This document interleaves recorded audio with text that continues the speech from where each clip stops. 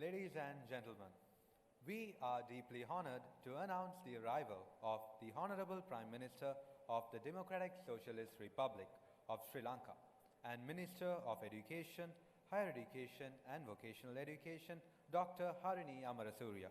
We kindly request all guests to rise and remain standing as we welcome the Honorable Prime Minister. ගෝලීය ව්‍යවසායකත්ව සතිය 2025 සමාරම්භක උත්සව අවස්ථාව වෙනුවෙන් ශ්‍රී ලංකා ප්‍රජාතාන්ත්‍රික සමාජවාදී ජනරජයේ ගරු අග්‍රාමාත්‍ය සහ අධ්‍යාපන උසස් අධ්‍යාපන සහ වෘත්තීය අධ්‍යාපන අමාත්‍ය ආචාර්ය හරිනි අමරසූරිය මැතිතුමිය ප්‍රමුඛ සම්භාවනීය අමුත්තන් ශාලාවට සැපමිනෙන මොහොතයි දැන්. இலங்கை ஜனநாயக சோஷலிச குடியரசின் கௌரவ பிரதமரும் கல்வி உயர்கல்வி மற்றும் தொழிற்கல்வி அமைச்சருமான டாக்டர் ஹரிணி அமரசூரிய அவர்கள் தற்பொழுது வருகை தந்திருக்கின்றார்கள்.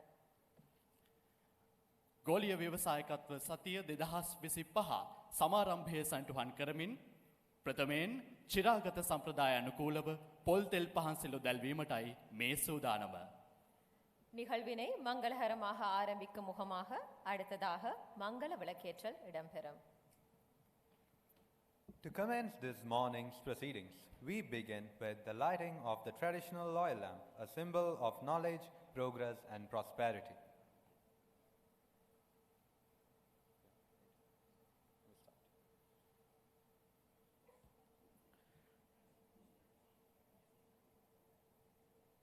We respectfully invite the following dignitaries to light the lamp. May I first invite Honorable Prime Minister of the Democratic Socialist Republic of Sri Lanka and Minister of Education, Higher Education and Vocational Education, Dr. Harini Amarasuriya. Alongside Honorable Deputy Minister of Digital Economy, Engineer Iranga Veeraratna.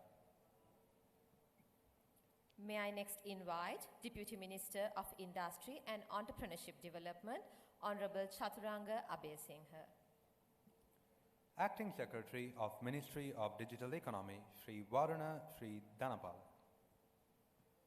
And finally, may I invite Chief Advisor to the President on Digital Economy and Chairman of ICTA, Dr. Hans Vijaysurya. Ladies and gentlemen, please rise as we proceed with this ceremonial tradition.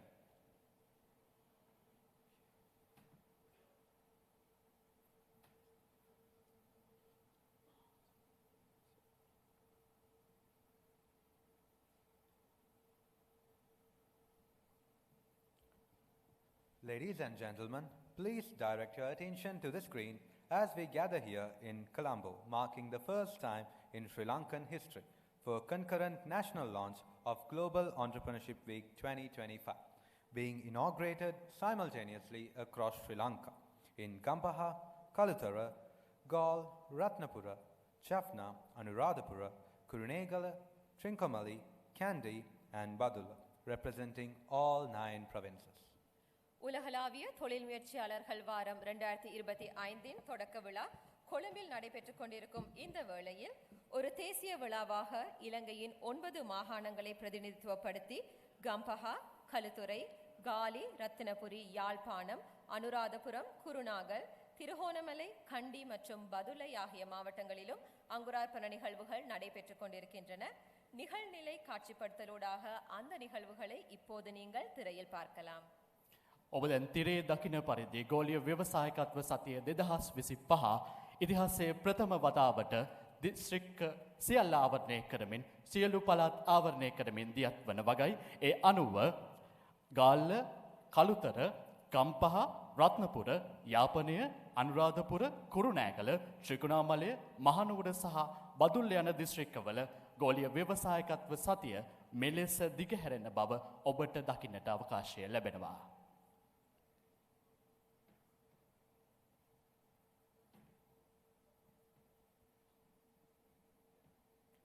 Thank you, distinguished guests and everyone for being here. Ladies and gentlemen, we would like for you to rise for the national anthem of Democratic Socialist Republic of Sri Lanka. தேசிய கீதத்திற்காக அனைவரும் எழுந்து நிற்போம். දැන් සැවුම නැගී සිටිමු දේශීය අභිමානය ජාතික ගීය ගායනා කිරීමට.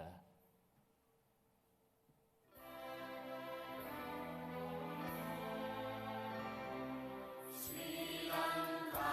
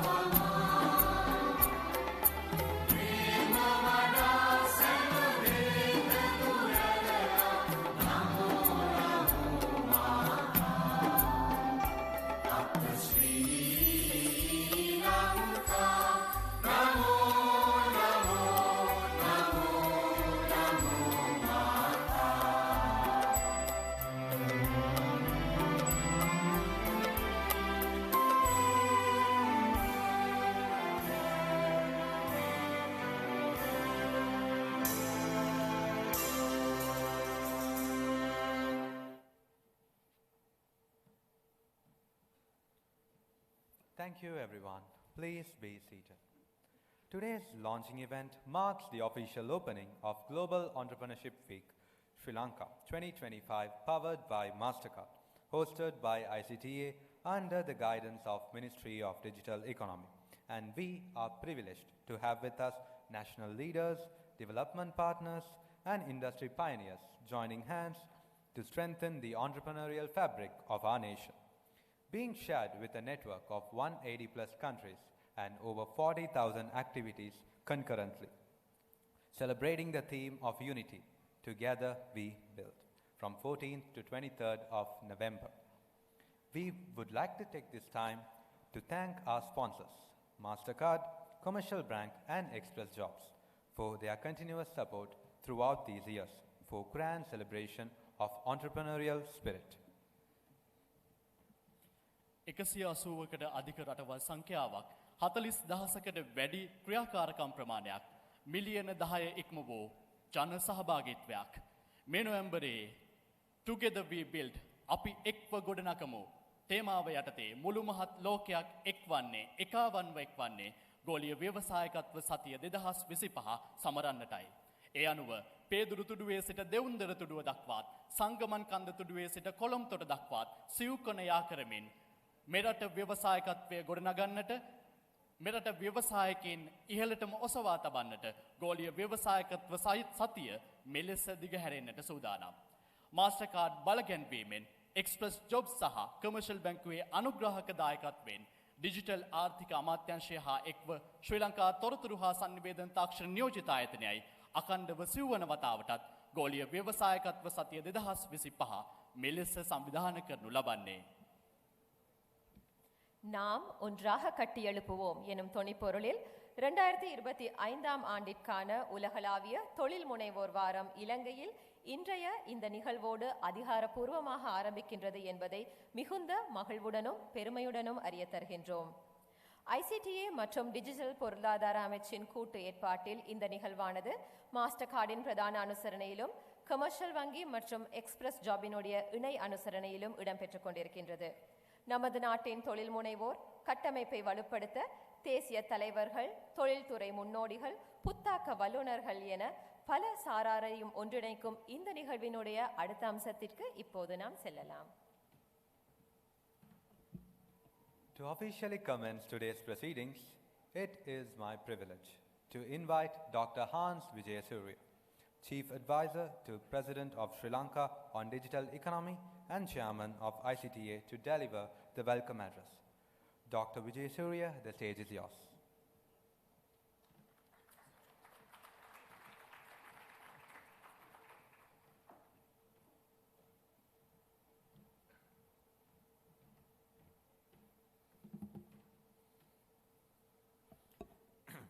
Honorable Prime Minister of Sri Lanka, Dr. Harini Amarasuriya, Honorable Deputy Minister of Digital Economy, Ranga Veeraratne, Honorable Deputy Minister of Industries and Entrepreneurship Development, Mr. Chaturanga Abesinghe, Acting Secretary to the Ministry of Digital Economy, Mr. Varuna Dhanapala, Mr. Suresh Dimel, National Convener of the GEN, and Mr. and all distinguished invitees, Mr. Sadung Hapugada, representing MasterCard, distinguished invitees. It's an honor and privilege this morning to welcome you all, the leadership of the Honorable Prime Minister. It's indeed an honor and privilege to have you here this morning amidst all your very pressing national duties at this time. Also industry leaders, members of the GEN, and other institutions driving entrepreneurship in Sri Lanka. It's also a privilege to make note that we are also joined by participants from all 9 provinces, and together they welcome Honorable Prime Minister and all dignitaries to this event. The ICTA has had the honor and privilege of hosting and convening the Global Entrepreneurship Week for the past 4 years. And ICT's involvement in entrepreneurship development at large and in driving the startup ecosystem commenced in 2010 with the commencement of the Spiralation program. It was very honoring to see that at the recent Disrupt Asia conference that we were able to project and place on the global stage over 140 ICT entrepreneurs. But entrepreneurship goes way beyond ICT. Entrepreneurship goes across all industries, all spheres of commercial activity. And the Ministry of Industries and Entrepreneurship has been driving this as a global and national effort. In this respect, the theme this year of Together We Build, I think points to the importance of ecosystems, the importance of creating not only the invigoration or providing for the invigoration of startups or entrepreneurs themselves, but also to put in place all other components of a larger ecosystem, which spans industry, it spans the financial sector, it spans academia, and of course, the larger civil society. So bringing these components together is the objective of the Global Entrepreneurship Week. Last year, the theme was Entrepreneurship for All, which pointed to inclusion. So the thrust last year was big and small, bring entrepreneurs together, create an environment to define their requirements and a platform for growth. This year, it is to put the components in place to bring together a larger ecosystem towards the overall growth and facilitation of entrepreneurs. So Sri Lanka is proud to be a part of the Global Entrepreneurship Network, and we must continue to aim to punch above our weight on the global stage. And to this end, I think it's opportune that we have this event right now in the midst of the budget discussions, although it puts pressure on our honored guests here today, because His Excellency the President announced the creation of a fund of funds with a government contribution of 1.5 billion rupees. Also, the seeding of several initiatives, including a virtual special economic zone for attracting international investors into this space, and enablers across the spheres of foreign direct investment, capital mobility, labor mobility, etc., to grow and assist the growth of the entrepreneurship ecosystem in Sri Lanka. So it's my pleasant duty to welcome you all and pass on the stage for the proceedings this morning. Thank you again, Honorable Prime Minister, for being here this morning. Thank you.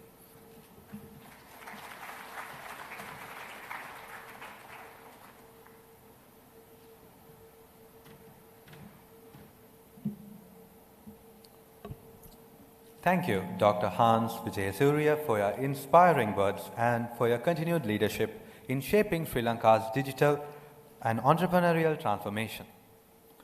To continue, we now invite Honorable Deputy Minister of Digital Economy, Engineer Eranga Veeraratna, to share his remarks.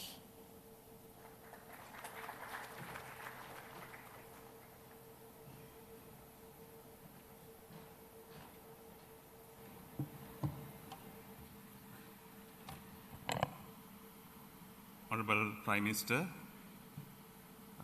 Dr. Harini Amasuriya, Deputy Minister, Chaturanga Besinga, and Dr. Hans Vijayasuriya, Advisor to His Excellency the President on Digital Economy, and other government officials, entrepreneurs, ladies and gentlemen, good morning.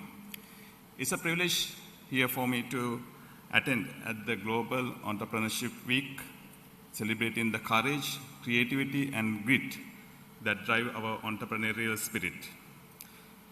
Let me start with a simple but profound question. Who is an entrepreneur? Is someone with a flashy startup, or a tech genius, or someone with millions of dollars? Not necessarily. An entrepreneur is someone that sees possibilities where others see problems. What unit is a mindset that believes a change is possible and that you can lead it. Entrepreneurs are problem solvers. They are risk takers, dreamers, and doers. They are people like farmers who found the ways to irrigate lands in a dry area. The young coders who create an app to make learning fast and fun. Or a single mother who built a food delivery business from her own kitchen. They experiment, they fail, and they try again. And in doing so, they don't just build businesses, they build communities, they uplift families, and transform nations. There's a saying that Thomas Alva Edison, when he invented the light bulb, a journalist asked him that they heard that Thomas Alva Edison failed 999 times. And his answer was, I didn't fail 999 times, but I found ways not to do bulb in 999 ways.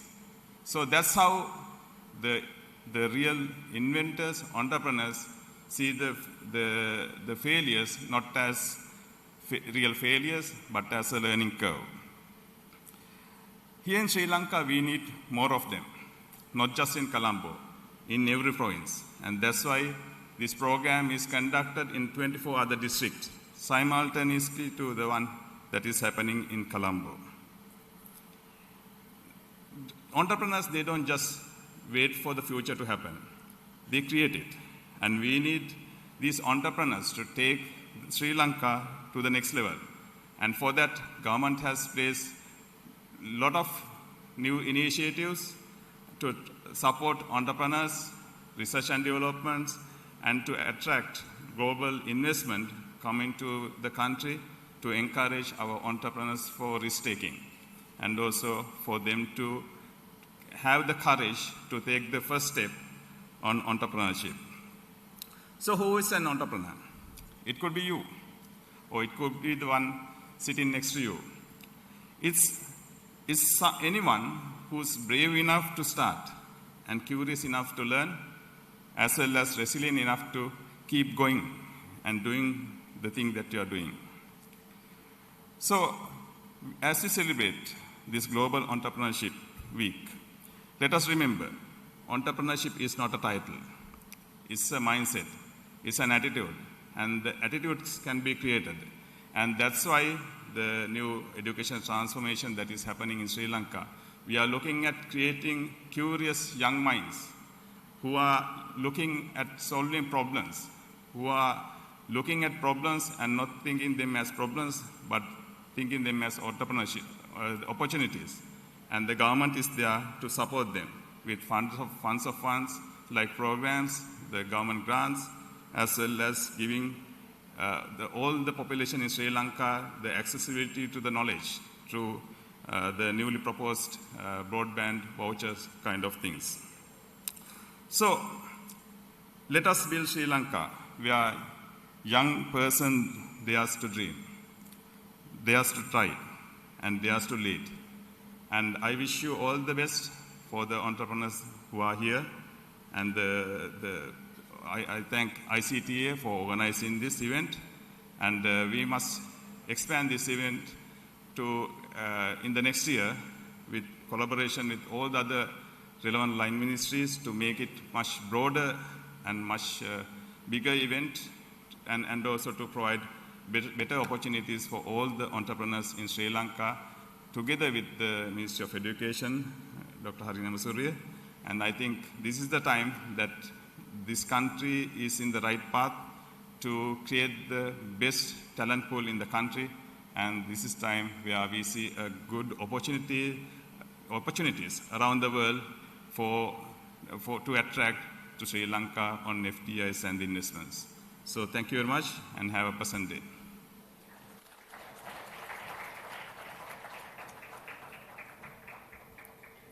Thank you, Honorable Deputy Minister, for your encouragement and for your commitment to advancing Sri Lanka's digital innovation ecosystem. රටක ආර්ථිකයේ ප්‍රගමනය වෙනුවෙන් ව්‍යවසායකයන්ගේ දායකත්වය සුවිශාලයි.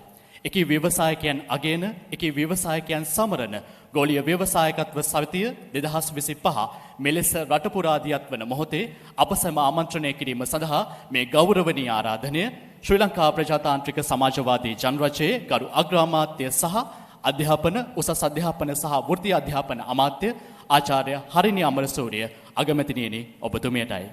அடுத்த நிகழ்வாக சிறப்புரையாற்றுவதற்காக இலங்கை ஜனநாயக சோஷலிச குடியரசின் பிரதமரும் கல்வி உயர்கல்வி மற்றும் தொழிற்கல்வி அமைச்சருமான கௌரவ டாக்டர் ஹரிணி அமரசூரி அவர்களை அன்போடு மேடைகளைக்கின்றோம். It is now our distinct honor to invite our chief guest and keynote speaker, Honorable Prime Minister of Democratic Socialist Republic of Sri Lanka and Minister of Education, Higher Education and Vocational Education, Dr. Harini Amarasuriya, to deliver the keynote address for the launch of Global Entrepreneurship Week 2025. Let us give a round of applause.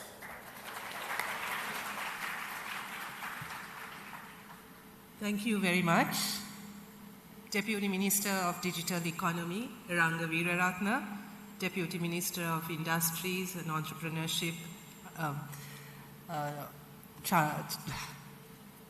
Minister Veeraratna, Chief Advisor to the President on Digital Economy and Chair of ICTA, Dr. Hans Vijayasuriya, Secretaries to Ministries, Government officials, innovators, entrepreneurs, distinguished guests, ladies and gentlemen.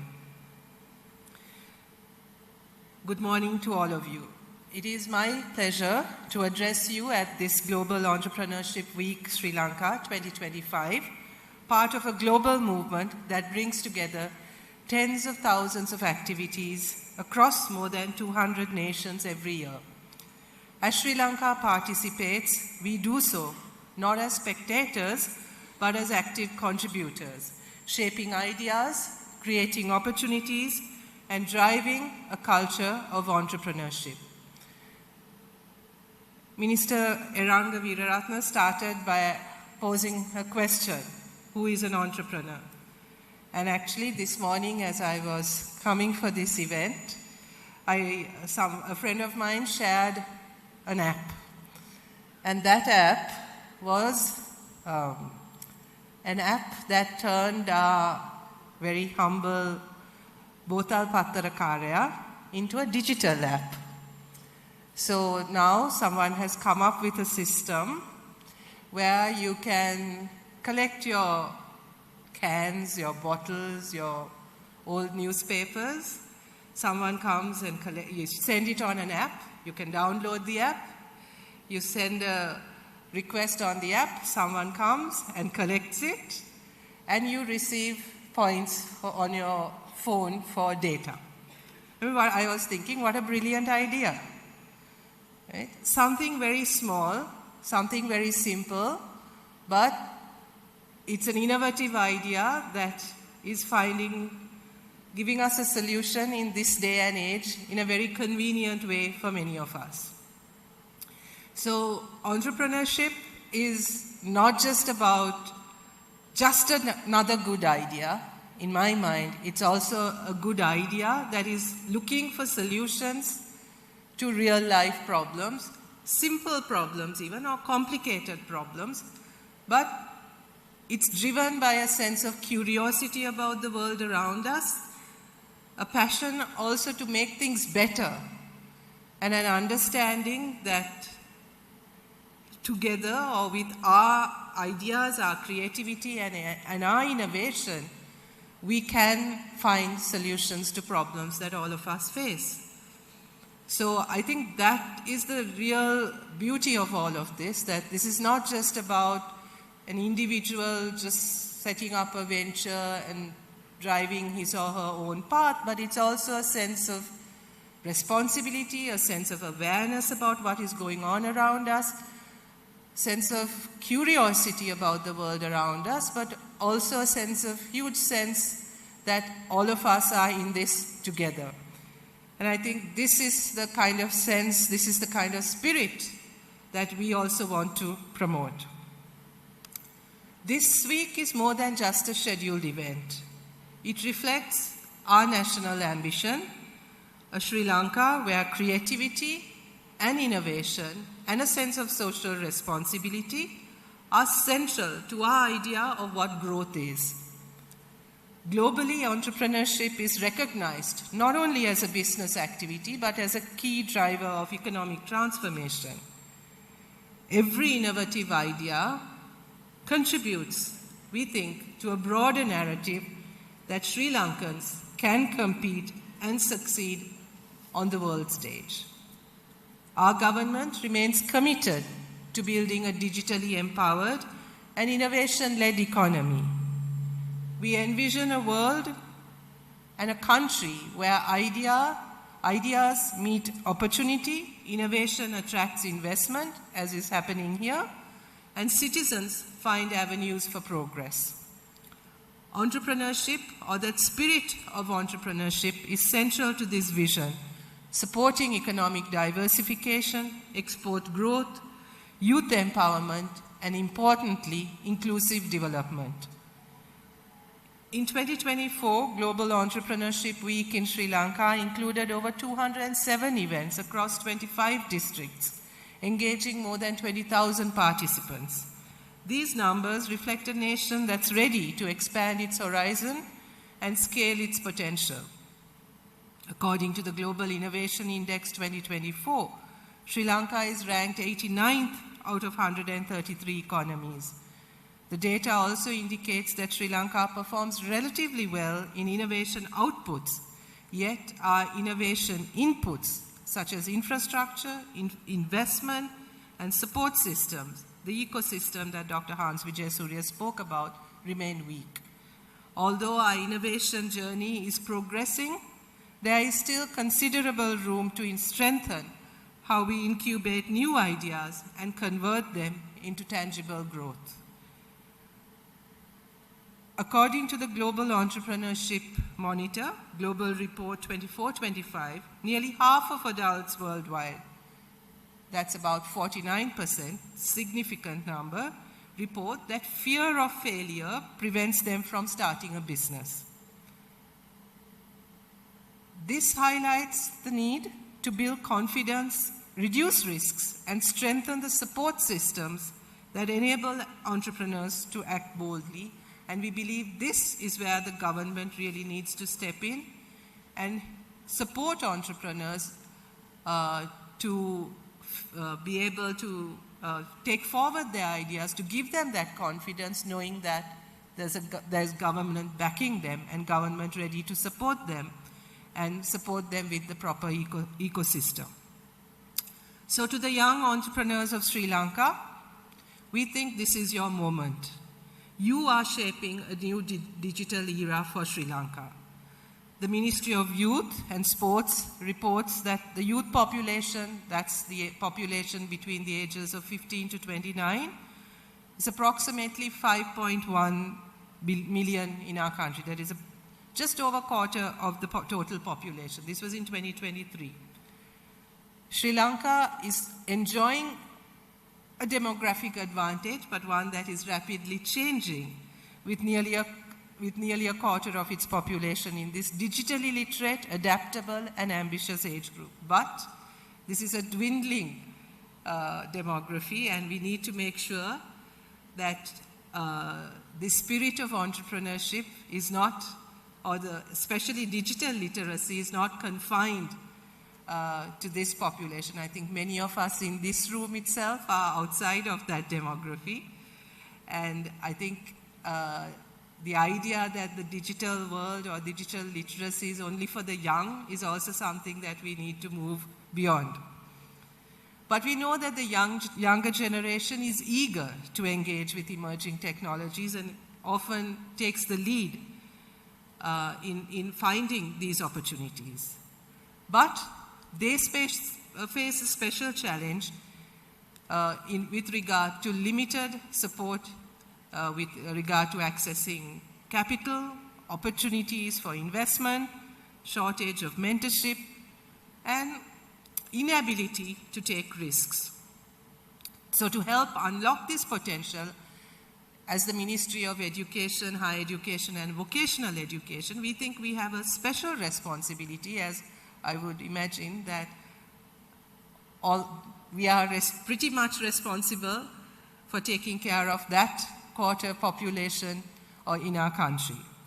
So we have started, or we have established, a 30-member digital task force for education reform, bringing together experts from education, tech, policymaking, and private sector. And the main idea behind this task force is to guide the reform process that is taking place in education, with an emphasis on guiding the digital transformation in education. This includes connecting all schools to the internet, equipping every school with at least one smart board, smart classroom, devices, and preparing a full policy framework for digital education in 2026. We believe that by strengthening digital skills, facilitating startup funding, expanding incubation support networks, and modernizing our school and vocational systems, we can channel this youthful potential into an engine of innovation, national innovation, and economic growth. One of the things that we are particularly concerned with when we are going through this transformation is that we ensure that we provide these opportunities equitably, and that this transformation takes place in all parts of the country and reaches all demographic sections. And this is why today's event also, which is happening simultaneously in all our 9 provinces, is so significant. We know that if we look at the numbers carefully, if we break down the numbers, there are still areas that do not have access to these conversations for very basic reasons, such as poor infrastructure, or poor connectivity, or simply being left out of these conversations. So it is absolutely essential that we pay particular attention to ensuring that this transformation and the expansion of these opportunities happens equitably. We need to make sure that we understand who is left out, why they are left out, and make sure that we address those reasons properly. The 2026 national budget demonstrates our government's strong commitment to advancing the digital economy and entrepreneurship. Over rupees 25 billion has been allocated for digital economy investments, including rupees 1.5 billion earmarked for a startup to support youth and emerging entrepreneurs, as was mentioned. Additional allocations support AI and cloud computing research in schools and universities, digital infrastructure development, for instance, the broadband vouchers, and incentives for telecommunications and data center investments. The budget also proposes a Digital Economy Act and a new Digital Economy Authority to strengthen governance, attract investment, and streamline approvals through a digital single window system. Initiatives as the Sri Lanka Unique Digital Identity and integrated digital payment systems further ensure that public services and entrepreneurship opportunities are accessible, inclusive, efficient, and also safe. Together, these measures signal a decisive shift towards embedding innovation and digital entrepreneurship at the heart of Sri Lanka's national transformation. So now we need to move from isolated initiatives to a coordinated national movement. And that, I think, is the significance of this particular movement, where all of our efforts are coordinated across ministries and across national policy, which is why even today you will see at least 3 different ministries collaborating on this initiative. Government, industry, academia, and entrepreneurs must also work together, making sure that we align our resources, build mentorship networks, simplify regulations, facilitate investment, and open global markets. Our priorities remain clear: ecosystems, education, inclusion, and policy alignment and coherence.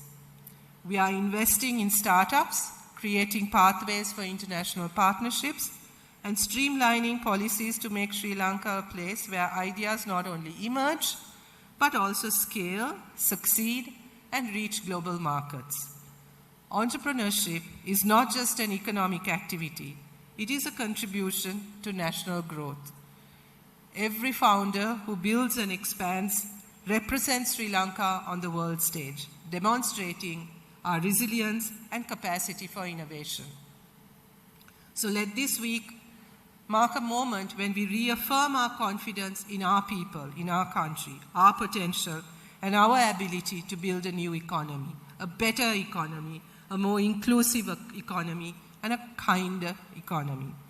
Together, let us create a nation of innovators and entrepreneurship and make sure that the engine that drives Sri Lanka towards progress, prosperity, and pride is fueled by entrepreneurship, but also a sense of pride and dignity in our people and in our nation. Thank you very much. I wish all of you the very best. Thank you, Honorable Prime Minister, for your visionary address and for your steadfast commitment to nurturing entrepreneurship and education across our nation. Additionally, we would like to thank Jaffna, Anuradhapura, Kurunegala, Ratnapura, Gaul, Badulla, Nuvarelia, and Badiklo for joining us concurrently today.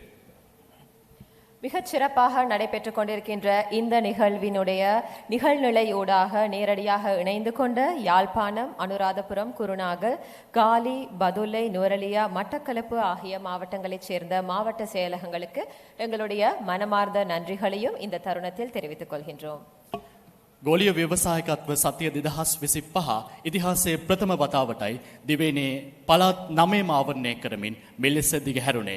ඉතින් මේ අවස්ථාවක් කරගන්නවා ඒ සඳහා දායකත්වයේ දැක්වූ ඒ සංවිධානය කළ යාපනය, අනුරාධපුර, කුරුණෑගල, රත්නපුර, ගාල්ල, බදුල්ල, මහනුවර සහ මඩකවල්පුව යන දිස්ත්‍රික්කවල සියලු කණ්ඩායම් වලට අපේ ස්තුතිය අගය කිරීම පිරිනමන්න. ඉතින් කොළඹ ඉඳන් අපි හොඳ අත්පොළ සම්ප්‍රසාදයක් ලබා දෙමු මේ රට පුරා මේ දැවැන්ත ක්‍රියාන්විතය දියත් කරන්න දායක වූ ඔවුන්ගේ වටිනා දායකත්වයට.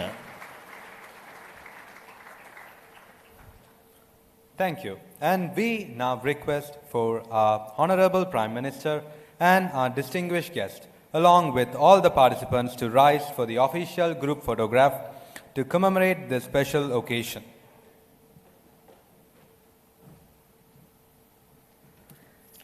අපි දැන් සූදානම් වෙන්නේ සමූහ ඡායාරූපයක් ලබා ගන්න අපේ අග්‍රාමාත්‍යතුමිය සමගින් සියලු දෙනා එක්ව. ඉතින් ඔබ සියලු දෙනාට ආරාධනා කරනවා අසුන් වලින් නැගී සිටින්න. හැකිතාක් දෙපසින් ආසන්නයට පැමිණෙන්න. මේ සමූහ ඡායාරූපය ඔබ සියලු දෙනා සමගින් ලබා ගන්නයි අපි සූදානම් වෙන්නේ. இந்த சிறப்பான நிகழ்வினை அடையாளப்படுத்தும் முகமாக ஒரு குழு புகைப்படம் எடுக்க இருக்கின்றது. அந்த வகையில் அரங்கத்தில் இருக்கின்ற அனைவரையும் எழுந்து குழு புகைப்படத்திற்காக ஒன்று கூடுமாறு அன்போடு கேட்டுக்கொள்கின்றோம்.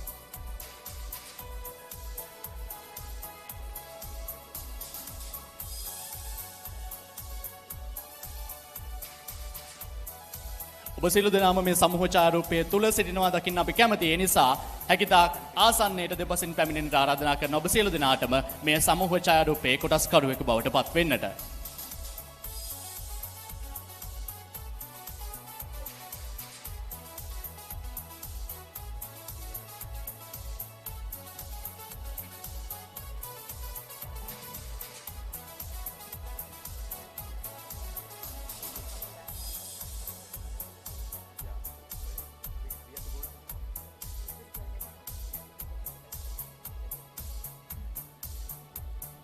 People from the back, please come slightly forward by your seats so your visual is clear.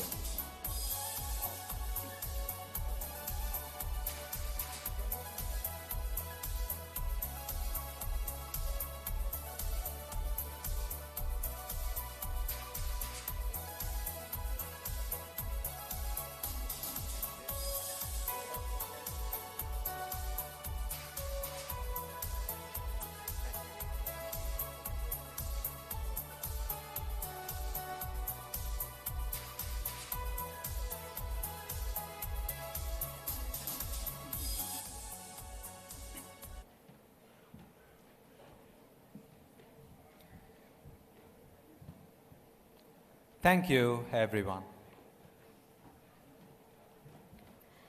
இன்றைய நிகழ்வினுடைய அடுத்த அம்சமாக அனைவரையும் மகிழ்விப்பதற்காக இலங்கையின் பாரம்பரிய நடனம் ஒன்று தயாராக இருக்கின்றது. அந்த அழகிய நடனத்தை இப்போது நாம் பார்க்கலாம். ශ්‍රී ලංකයේ සංස්කෘතිය රැගත් අපූරු නර්තනාංගයක් වෙනුවෙනුයි දැන් වේදිකාව විවර වන්නේ. හොඳ අත්පොළ සම්ප්‍රසාදයක් සමගින් අපි පිළිගනිමු අපේ නර්තන කණ්ඩායම.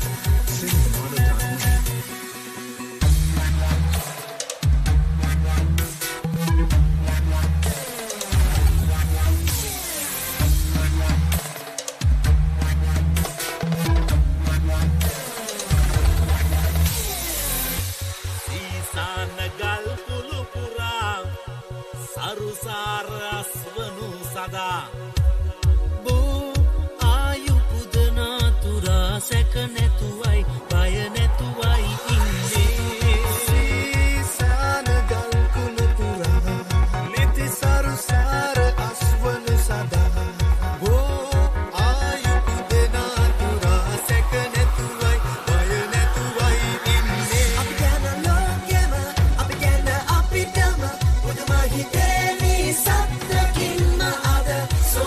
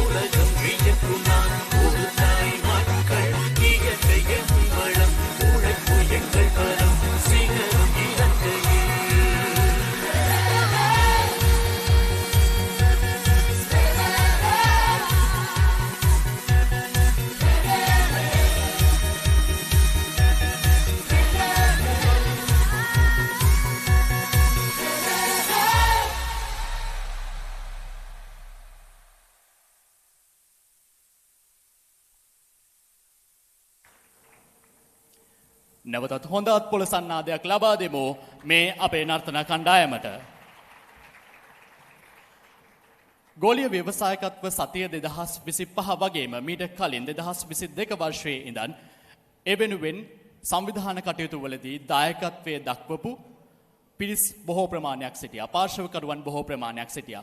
ඔවුන් නොවන්නට ගෝලීය ව්‍යවසායකත්ව සතිය සාර්ථක කර ගැනීම යම්කිසි ගැටලුවක් වන්නට අවස්ථාව තිබුණා. හැබැයි අපි අවස්ථාවක් කරගන්නවා ගෝලීය ව්‍යවසායකත්ව සතිය සමරන්නට සංවිධානය කරන්නට දායකත්වයේ දක්වූ විශේෂ කණ්ඩායම් කිහිපයක් විශේෂයෙන් මතක් කර සිටින්නට මේ මොහොතේදී. ඒ අනුව විද්‍යා හා තාක්ෂණ අමාත්‍යාංශයේ යටතේ වන විධාතා සම්පත් මධ්‍යස්ථාන පසුගිය වසරවල 700කට අධික ක්‍රියාකාරකම් ප්‍රමාණයක් ඔවුන් විසින් සංවිධානය කරනු ලැබුවා. ඒ වගේම කර්මාන්ත සහ ව්‍යවසායකත්ව සංවර්ධන අමාත්‍යාංශයේ යටතේ වන කාර්මික සංවර්ධන මණ්ඩලයේ IDB, ජාතික ව්‍යවසාය සංවර්ධන අධිකාරිය NEDA සහ කුඩා ව්‍යාපාර සංවර්ධන අංශයේ SEDD, ඒ වගේම ක්‍රීඩා හා යෞවන කටයුතු අමාත්‍යාංශයේ යටතේ ඇති ජාතික යොවුන් සේනාංකය එත් එක්කම අධ්‍යාපන උසස් අධ්‍යාපන සහ වෘත්තීය අධ්‍යාපන අමාත්‍යාංශය එකී පාර්ශවකරුවන් අතර අනිවාර්යෙන් අපි අමතක නොකර මතක් කළ යුතුම පාර්ශව බවට පත් වෙනවා. ඉතින් අපි හොඳ අත්පොළ සන්නාදයක් එකී පාර්ශවකරුවන්ට ලබා දෙමු. මේ වසර ගණනාව පුරා ගෝලීය ව්‍යවසායකත්ව සතිය சார்த்தக කරගන්නට ඔවුන් ලබා දුන් දායකත්වයේ වෙනුවෙන්. கடந்த வருடம் உலகளாவிய தொழில் முயற்சியாளர் வாரத்தில் சிறப்பான விதத்தில் நிகழ்வுகளை பலரும் ஒழுங்கமைத்திருந்தார்கள். அந்த வகையில் மிகச் சிறப்பாக இந்த நிகழ்வுகளை ஒழுங்கமைத்த ஒரு சில நிறுவனங்களுக்கான பாராட்டுதல்களை இந்த சந்தர்ப்பத்தில் நாங்கள் தெரிவித்துக் கொள்கின்றோம். அந்த அடிப்படையில் விஞ்ஞான மற்றும் தொழில்நுட்ப அமைச்சின் கீழ் இயங்கும் விதாதா கடந்த ஆண்டு 700க்கும் அதிகமான நிகழ்வுகளை நடத்தியிருந்தார்கள். கைத்தொழில் மற்றும் தொழில் முயற்சியாண்மை அபிவிருத்தி அமைச்சின் கீழ் இயங்கும் கைத்தொழில் அபிவிருத்தி சபை, தேசிய தொழில் முயற்சி அதிகார சபை, சிறிய தொழில் முயற்சியாண்மை அபிவிருத்தி பிரிவு ஆகியோர் மற்றும் விளையாட்டு மற்றும் இளைஞர் விவகார அமைச்சின் கீழ் இயங்கும் தேசிய இளைஞர் படையணி, மேலும் கல்வி, உயர்கல்வி மற்றும் தொழிற்கல்வி அமைச்சு ஆகிய நிறுவனங்களே கடந்த வருடம் மிகச் சிறப்பான முறையில் நிகழ்வுகளை ஒழுங்கமைத்திருந்தார்கள். அவர்களுக்கான பாராட்டுதல்களையும் நாங்கள் இந்த சந்தர்ப்பத்தில் தெரிவித்துக் கொள்கின்றோம். ගෝලීය ව්‍යවසායකත්ව සතිය පැවැත්වීමේ සත්කාරකත්වය ICT එහෙම නැත්නම් ශ්‍රී ලංකා තොරතුරු හා සංනිවේදන තාක්ෂණ නියෝජිත ආයතනයට හිමිවන්නේ 2022 වර්ෂයේ ඉඳන්. එතෙන් පටන් ඒ වෙනුවෙන් එතුමන් ලබා දුන් දායකත්වය නායකත්වය පැසසිය යුතුමයි.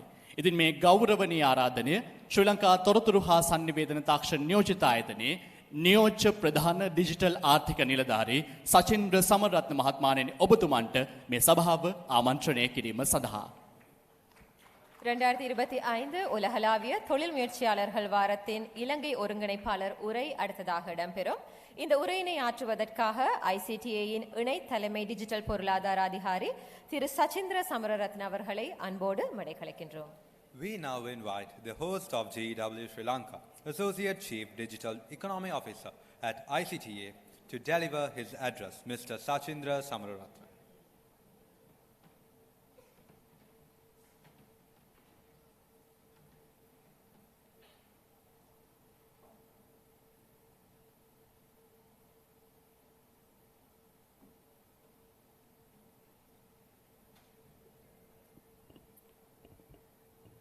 Secretary to the Ministry of Digital Economy, Mr. Varma Dhanapala, Gen Ambassador to Sri Lanka, Mr. Suresh Dimel, Country Manager for MasterCard, Sri Lanka and Maldives, Mr. Sadun Hapugoda, and all distinguished invitees, ecosystem builders, and students who have gathered here. Today we mark our 4th episode of Global Entrepreneurship Week hosted by ICTA. It has truly been a journey, and I thank you all for being part of this journey throughout the many years as we have evolved this program into greater heights. I will take you through the journey that we have gone through during the past many years. Global Entrepreneurship Week is a celebration of entrepreneurship.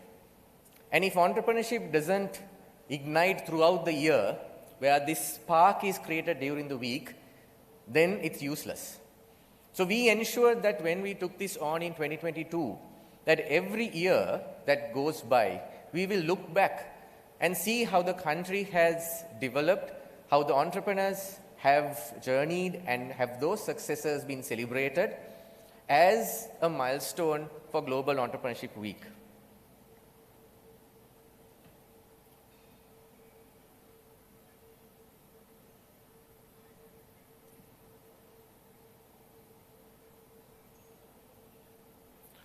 Sorry for the technical issue.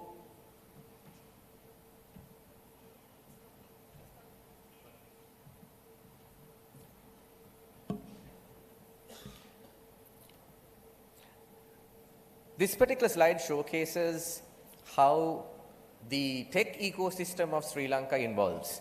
So as ICTA, as Dr. Han specifically mentioned, our journey begins with Spiralation as the first incubator in the country, which is government supported for technology startups. Why I want to always go back to this slide is to show that consistency matters. That consistency matters. Sometimes people ask us, why are you doing this same thing each and every year? It's important that when we are in the game of ecosystem building, that consistency, keeping at it, just like an entrepreneur, without failing, without being disheartened, to keep at it, work with the ecosystem to see something flourish. So this shows a journey of 15 years where various ecosystem builders have taken up the role in supporting the tech startup ecosystem. Global entrepreneurship was one example of it, where ICTA took on the role in 2022. You'll see that under 2022. But alongside that, you've seen different initiatives being started throughout the many years. Sorry. And this is an ecosystem map which was done in 2018 of the ecosystem which was there, and the relationships that the ecosystem players have within each other. This is a network diagram done by ITC, and you will see how this has evolved right now. This is one of our initial attempts to map the ecosystem which supports especially tech entrepreneurship back at the time. And in 2018, there was a community approach to build a national platform, which was spearheaded by our current acting secretary, Varuna Dhanapal, with Ministry of Digital and Digital at that time, where we took an approach to bring everyone to a platform so that we would know who are these tech entrepreneurs in the country. And I'm happy to say today that we have a dispersion across the country in all regions, and that's why the provincial celebration of this is also not only symbolic but also realistic. This growth of entrepreneurship of tech startups around the country has really grown. There are 1/3 of this entire population outside Western Province, which means that those of you who are here who are belonging to various provinces and those who are connected online has a job to do in their own province, because the entrepreneurs are growing. They're starting businesses and they need that support.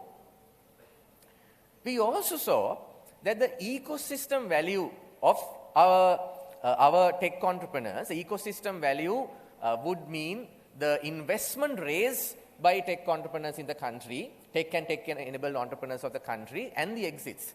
So you see how we have grown 3x. During the past years, where we currently clocking about $821 million of ecosystem revenue, because of those companies, startups which have raised funding, those who've exited either through IPO or through private exits, which have all contributed to our ecosystem value. So here is another way of understanding whether this startup ecosystem is growing, are we progressing, and then to find out what needs to be done. We have seen traction of many foreign investors, foreign investors, local VCs investing into Sri Lanka. Even right now, there was an announcement of a local startup being funded by one of our VC funds who's actually sitting here right now. And one of the startups who exhibited at Disrupt Asia got funded $200,000 of investment. They just announced it as well. So we have that traction in Sri Lanka showing, and we are celebrating that. It's also important to show that corporates have also given opportunities. A big thank you to MasterCard, who has been with us in this journey since 2022 not only supporting Global Entrepreneurship Week, but also DigiCon, which was to attract investment, and our bringing back Disrupt Asia in 2025 as well.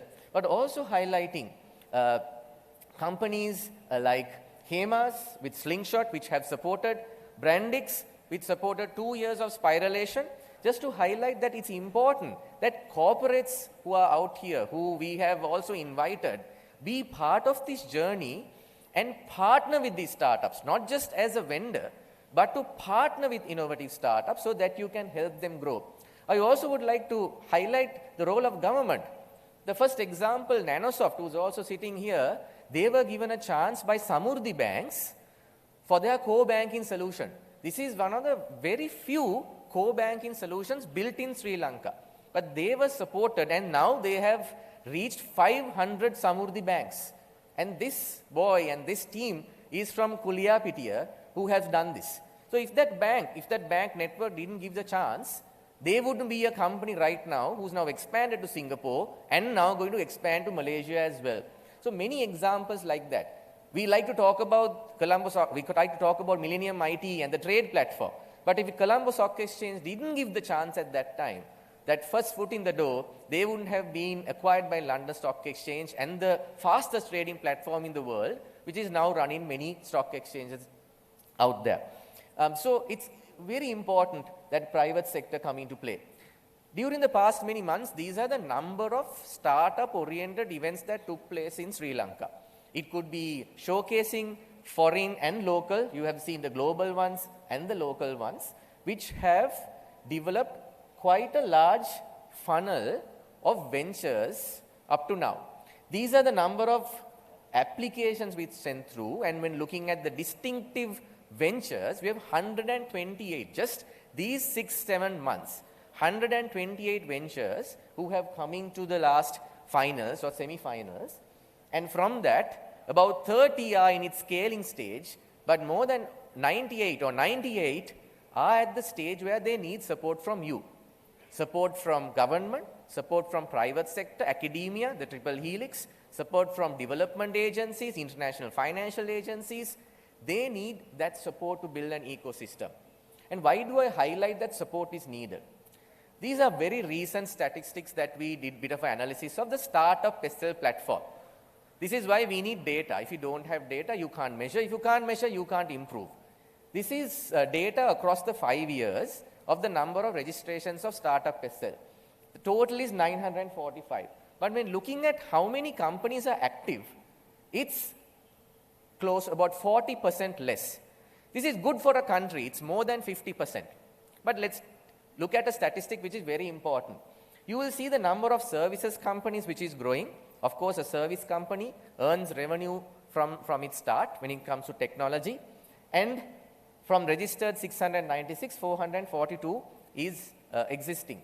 But when you look at product companies, we as a country has identified that tech product companies or product companies who have IP in Sri Lanka is very important for our growth and to hit that $36 billion of export revenue, $5 billion of export revenue as a digital industry. But that drop is more than 50%. So why do we need to know this data is that we all work together to widen that throughput. Not only to widen the funnel, because we as universities and community movements, we'll do hackathons, we do many pitching events, and we widen the funnel, which is really important. I'm sure the students who are here are doing many programs and widening the funnel.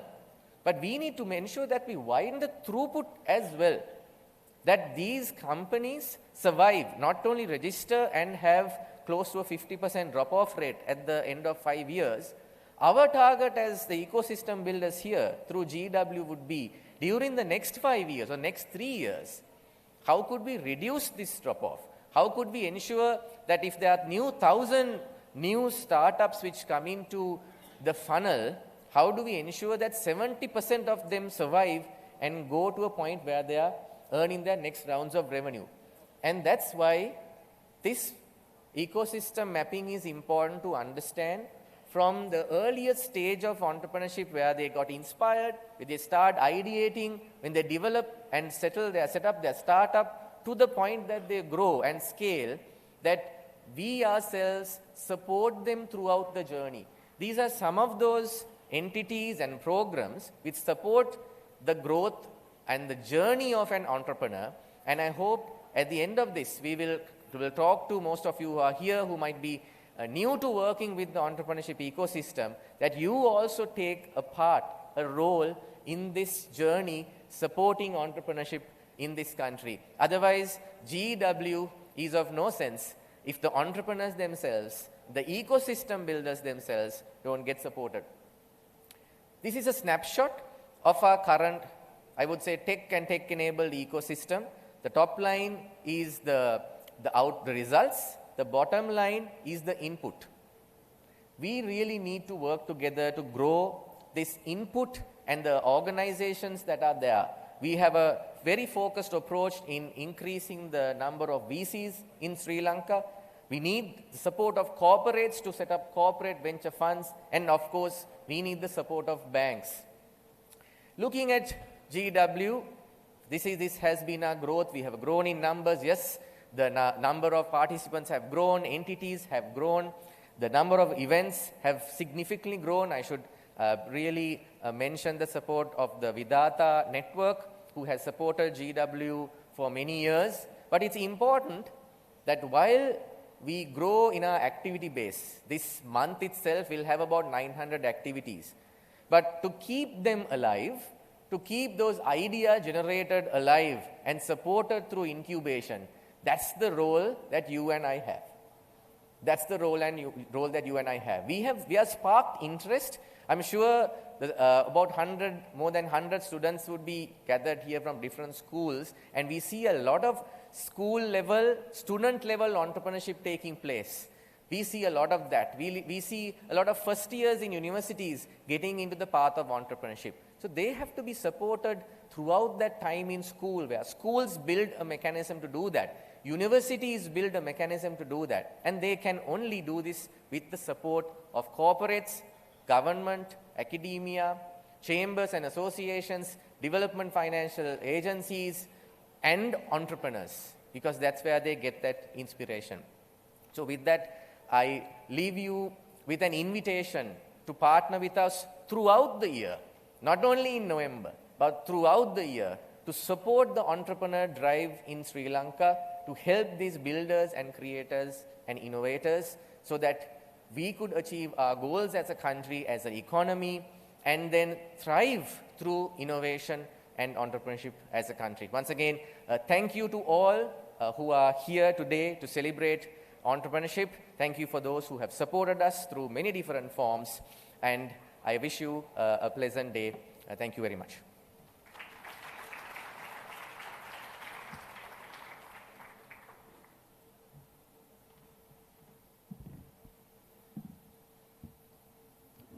Thank you, Mr. Sachindra Samararatna, for your dedication and support in the innovation that uplifts entrepreneurial spirit in Sri Lanka. Ladies and gentlemen, please direct your attention to this screen as we listen to a word from Gen Global on Sri Lanka. Happy Global Entrepreneurship Week. I'm Jonathan Ortmans, founder of Gen Global, and just delighted when my dear friend of 17 years, Suresh, reached out and said that he was going to give me a minute on the agenda, even if virtually, this year.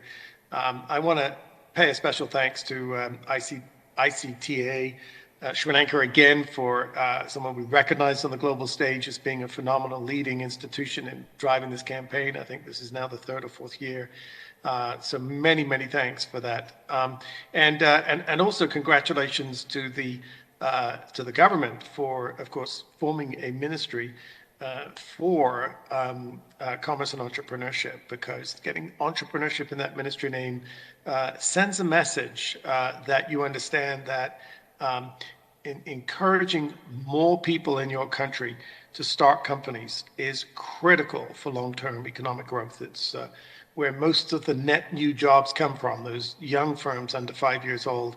But unfortunately, many governments in the world still stay focused on those big companies and have not really embraced, like you have, the possibility of building the economy through entrepreneurs. This year, of course, our theme has to be Together We Build. We are very, very excited about being one of the custodians of the importance of collaborating across borders and of taking a global perspective on how we can help each other in a kindly and helpful way to be able to develop our ecosystems, to have smart policies, and indeed to ensure that we've got that investor capacity to ultimately help our founders to take that risk, to mitigate the risk for them, tell them, we've got your back, we're there.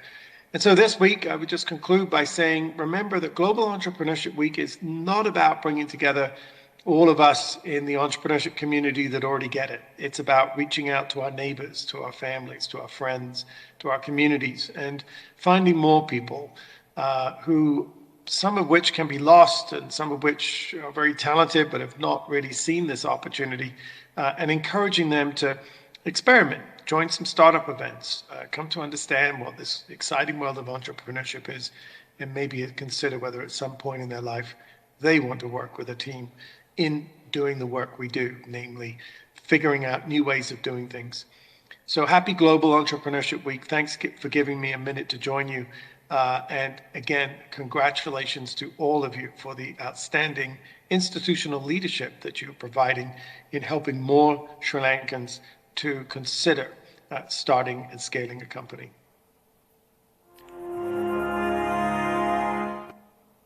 ඒ ගෝලීය සුබ පැතුමත් සමගින් ගෝලීය ව්‍යවසායකත්ව සතිය 2025 මුළු රට පුරා දියත් වන මොහොතේ අප සැම ආමන්ත්‍රණය කිරීම සඳහා මේ ගෞරවනීය ආරාධනය GN Global ගෝලීය ව්‍යවසායකත්ව ජාලයේ නියෝජිත Suresh mail මහත්මයාණෙනි ඔබතුමන්ට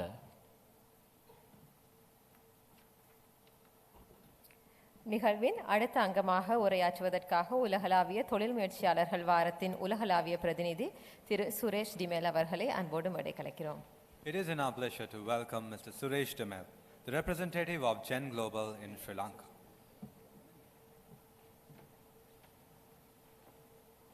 Good morning,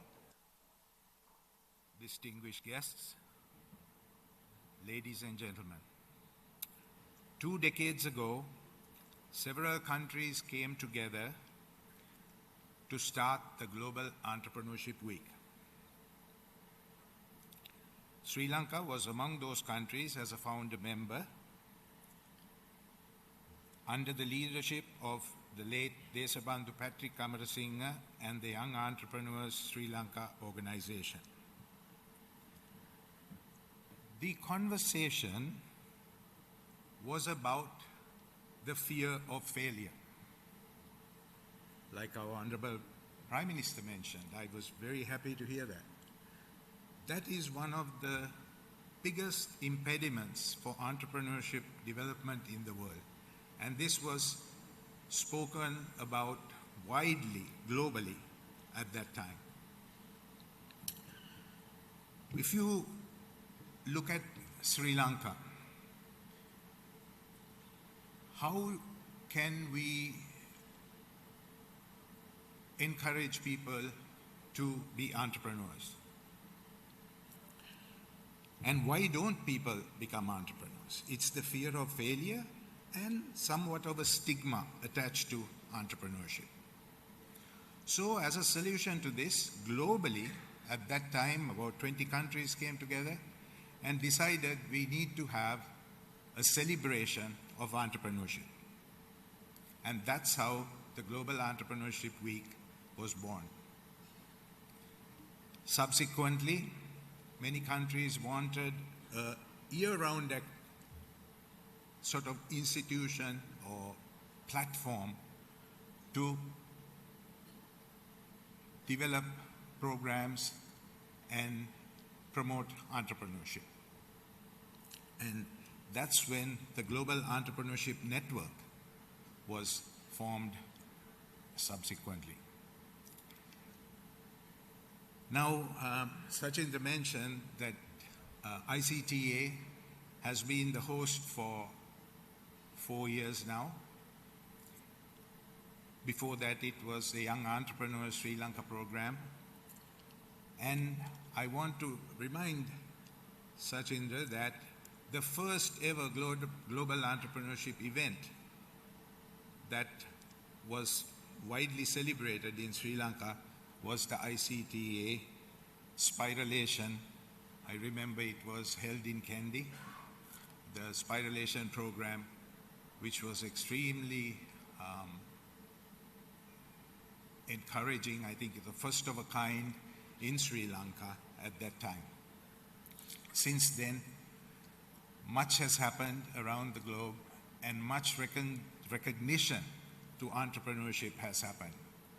And I, for one, am so happy that we have a government ministry with the title Industry and Entrepreneurship. Now it is about all of us coming together, and that's why we said a theme this year that it is extremely important that we build together.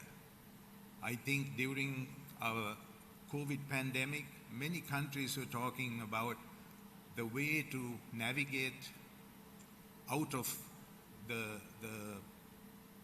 economic downturn of COVID. The only way we could get out of that problem was to collaborate. So today, we have very aptly come together to celebrate entrepreneurship.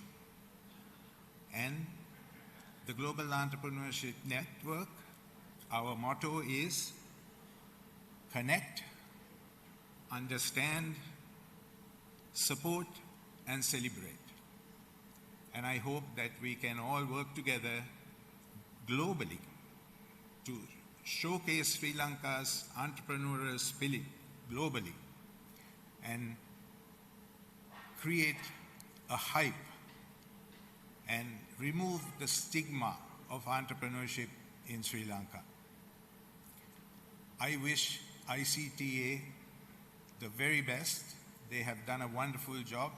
As my friend Jonathan mentioned, we were recognized from the first year that ICTA took over. We were nominated for global awards, and I hope that this year we will be a global award winner. All the best. Thank you very much.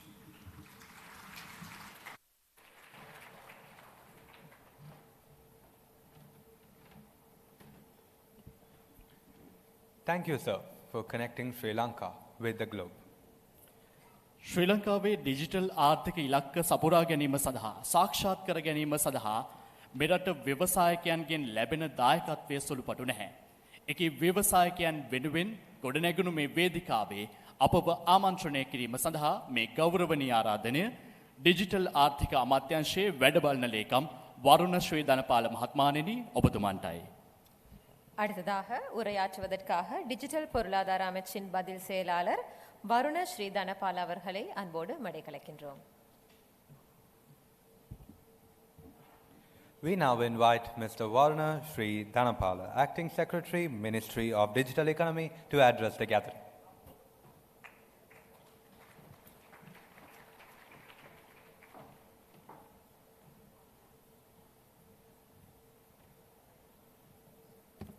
Good morning to all of you.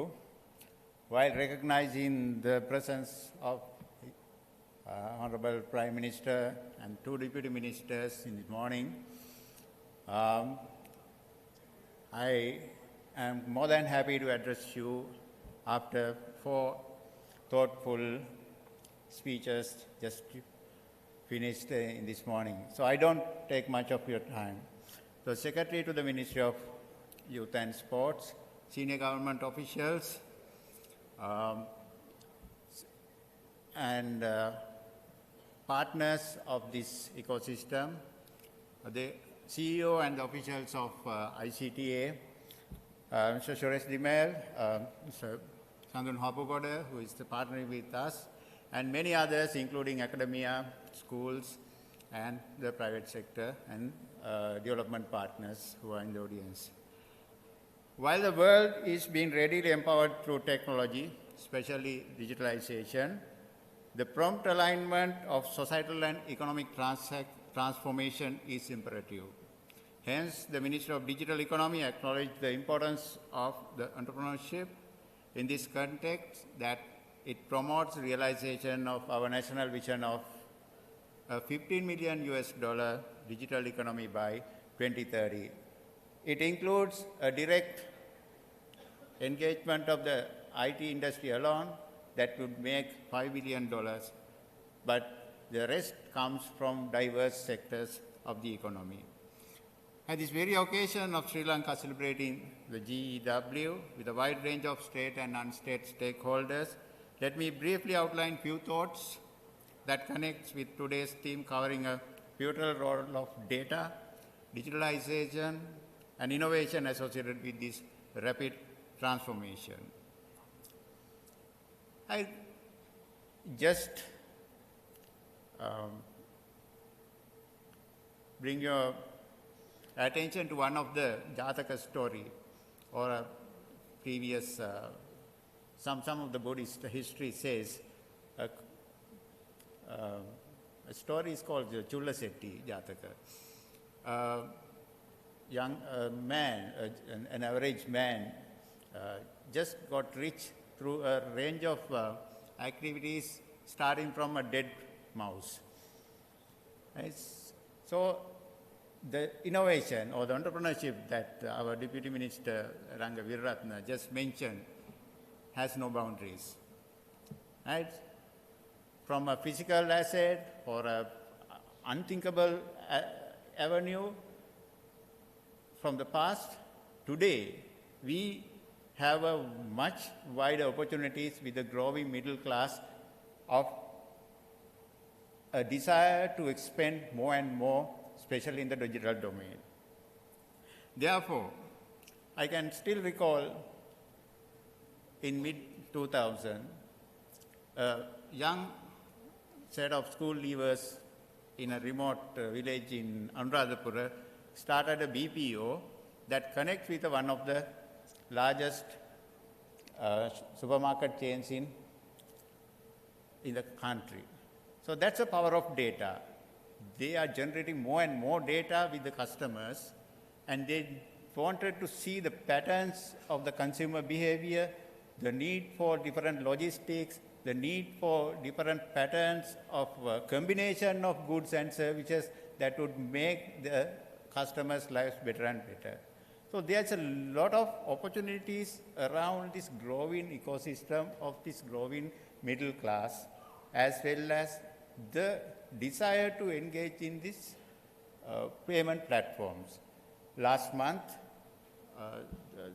2 months before actually, in September, we, as the ministry with all these stakeholders, celebrated the month-long activities for the Digital Economy Month, whereas we recognize the importance of fintech, the importance of artificial intelligence, as well as the importance of the growing need for partnerships for startups and entrepreneurs, especially in the venture capital domain. As Sachindra mentioned, we are more than happy to see, to attract a set of global venture capital enthusiasts who are ready to assist our growing digital ecosystem of young entrepreneurs. Though we acknowledge the innovation is key driver towards knowledge economy, Sri Lanka is yet to realize the reasonably higher position in the Global Innovation Index, as Honorable Prime Minister just mentioned.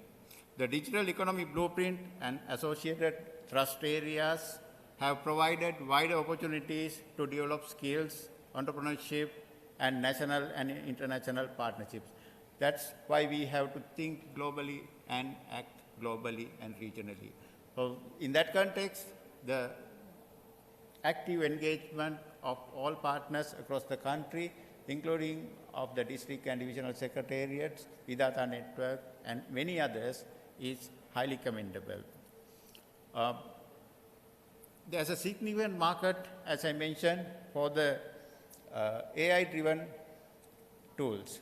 because most of the data that are not in the digital format should be converted into machine-readable digital data sets, especially when we consider some of the data sets, documents that are in local languages. There are a lot of opportunities for innovative entrepreneurs to convert this information into AI-generated platforms. Therefore, this government, in which there are so many avenues through Ministry of Industries, Ministry of Youth and Vocational Youth and Sports, Ministry of Science and Technology, and my own ministry, we are looking forward for a solid and robust R&D policy where no one will be left behind. I can see the academic sector is joining hands with the regional and national level business partners. I remember with Mr. Suresh Rimel, we had some events with university partners to inculcate the passion around entrepreneurship, how to make a business thought to the next level, how to bring partnerships, how to connect with another person who is having a different skill or a different requirement, and drive towards a reasonably acceptable business solution.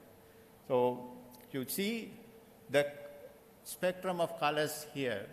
The GW logo, the theme, includes all SDGs, Sustainable Development Goals, that we are going to realize with the global community by 2030. Not like in the previous decades. Now, when it comes to data, the privacy part is also important. Recognizing that, especially when we are handling the personal data using any forms of digital or non-digital format, the entrepreneurs can make it a point to take their business ideas to the next level. In addition to AI, there will be different other tracks as well. Maybe in the data domain, we know the need for the networking, the cybersecurity, and other areas where the small innovations can make a big impact for this supply chain. The government has enacted the Personal Data Protection Act, where both the government and private sector entities have to safeguard the privacy of personal data. But the Act does not prevent innovation, as it has specially mentioned the promotion of innovation towards digital economy is one of the objects of this Act. Therefore, the data anonymization, data pseudonymization, and many other ways of handling data will give a lot of opportunities in this domain. Therefore, while congratulating the organizers, especially ICTA, for making it for the fourth time the last 4 years with its national and international partners, it gives me a great pride as the Line Ministry to share with you these thoughts, and hope from the school level, from your family level, and as individuals to develop the entrepreneurship culture and make it a point to think beyond the traditional employment and to make a brand in the national and international domains.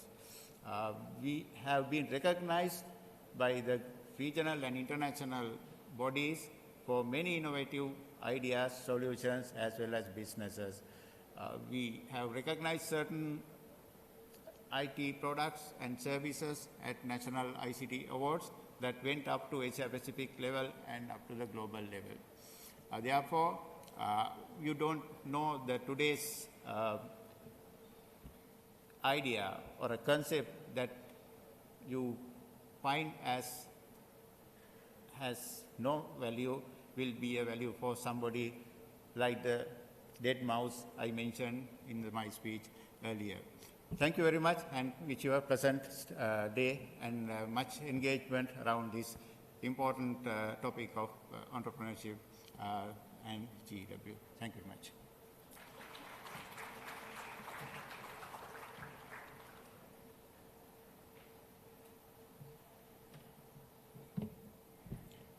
Thank you, sir, for those words in empowering and giving your unwavering support on digital economy. Now, please direct your attention to the screen as we have a video from our sponsor.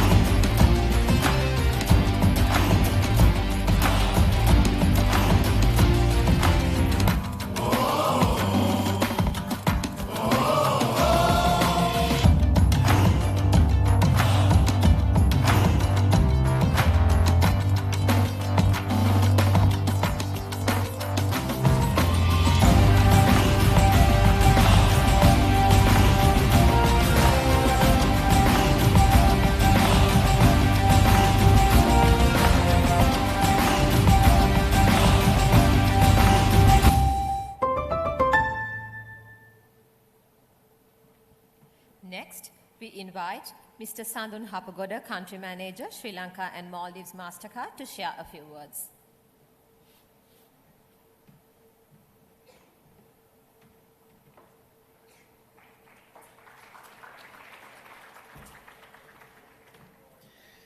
Good morning, everyone. Let me start with saying that Sri Lanka should not look for many more job seekers. I think we need people, we need creators of value, creators of ideas, creators of future, because I think we have a lot more dead mice lying around, like Chulla Setti Jatake, which creates the opportunity, and we need visionary leaders who can see them as opportunities and convert them into business ideas. Acting Secretary to the Digital Economy Ministry, Mr. Suresh Dimel, senior government officials, foreign and local dignitaries, distinguished guests, students and friends. First of all, let me congratulate ICTA, and I would like to extend my sincere gratitude for us, for them taking us as one of the main partners for GW for the third consecutive time this year. But also I want to emphasize, this also shows the trust that international entities like MasterCard has on this process to come forward and support this initiative, because for us, GEW is not just an event, it's a movement, it's a global movement where we put everybody together and get them going throughout the year. As we all know, entrepreneurship will shape Sri Lanka's next decade, and why we require to bring entrepreneurs is especially because, talking about the digital economy, we are at the inflection point right now, because we see as MasterCard the data points and how it started changing the digital economy itself. So digital economy growth, youth talent, tourism, exports, freelancers, all this creates opportunities, and we need visionary leaders, entrepreneurs who becomes the engine to drive this innovation and the economy forward. Now, as MasterCard, why we are keen?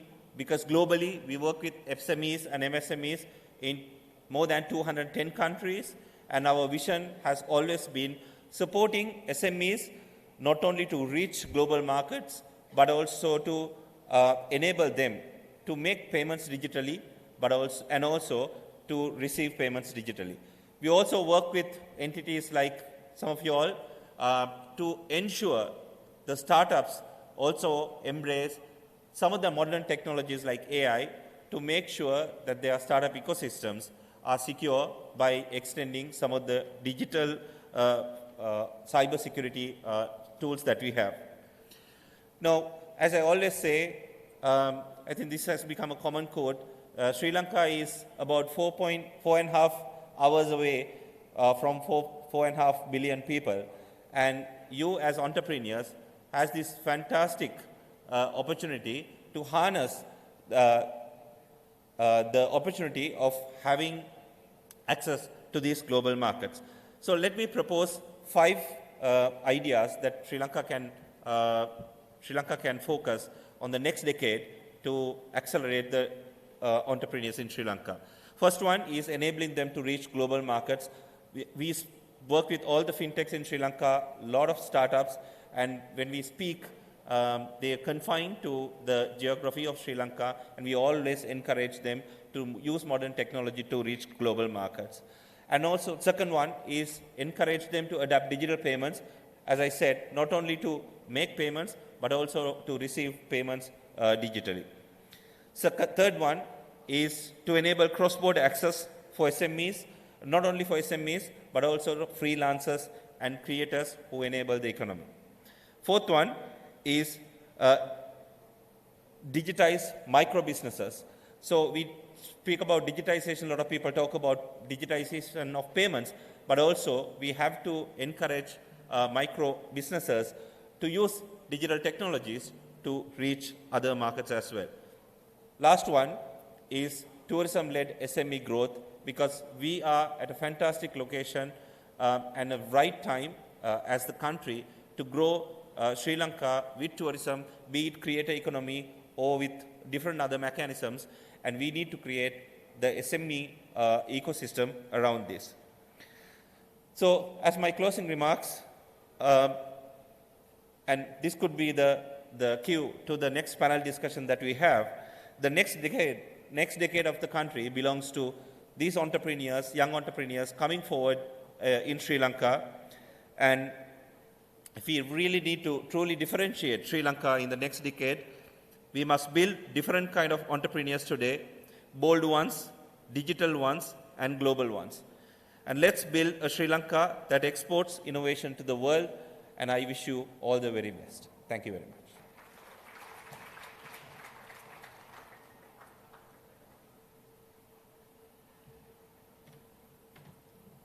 Thank you, Mr. Apugoda, for MasterCard's unwavering support through these years.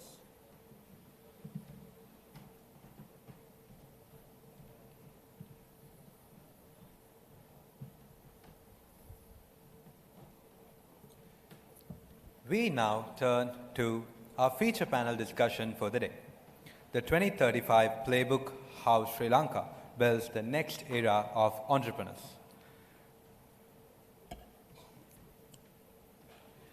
තමන්ගෙම කියල ව්‍යාපාරයක් ව්‍යවසායක් ආරම්භ කරන්න නම් ඒකට ලොකු ආත්ම විශ්වාසයක් අවශ්‍යයි. අභියෝග රැසක් මැද ඒ ව්‍යාපාරය රටක් ලෝකයක් දන්න ව්‍යාපාරයක් බවට පත් කරන්න හැමෝටම පුළුවන් වෙන්නෙත් නැහැ. හැබැයි ඒ අභියෝගයේ ජයගත්ත විශිෂ්ටයින් කිහිප දෙනෙකුටයි මීළඟට අපි සූදානම් වෙන්නේ ඔවුන්ගේ සාර්ථක අදහස් වලට මේ වේදිකාවේ ඉඩහසර විවර කරන්න. இன்றைய இந்த சிறப்பான நிகழ்வினுடைய அடுத்த அங்கமாக ஒரு குழு கலந்துரையாடல் இடம்பெற இருக்கின்றது. 2035 நோக்கிய ஒரு தொலைநோக்கு பார்வையாக இலங்கை தனது அடுத்த தொழில் முயற்சியாளர் சகாப்தத்தை எவ்வாறு உருவாக்குகிறது எனும் தலைப்பில் இடம்பெற இருக்கும் இந்த கலந்துரையாடலோடு இப்போது நாம் இணைந்து கொள்வோம். This discussion will explore the future and transformation to redefine the entrepreneurial landscape of Sri Lanka. Allow me to introduce our distinguished panelists. Ms. Linda Speldewind, founder and managing director of AOD. Ms. Noeline Pereira, founder of Noelins. Ms. Oshadi Corel, co-founder of Express Jobs. Mr. Janik Jayasuriya, founder and managing director of Celis Daily. Mr. Jeffrey Zolfa, founder of PICMI. This session will be moderated by Mr. Asela Vaidyalankara, Technology Policy and Innovation Specialist, Managing Director at Talos Consulting. Let's warmly welcome our moderator and esteemed panelists to the stage with a round of applause.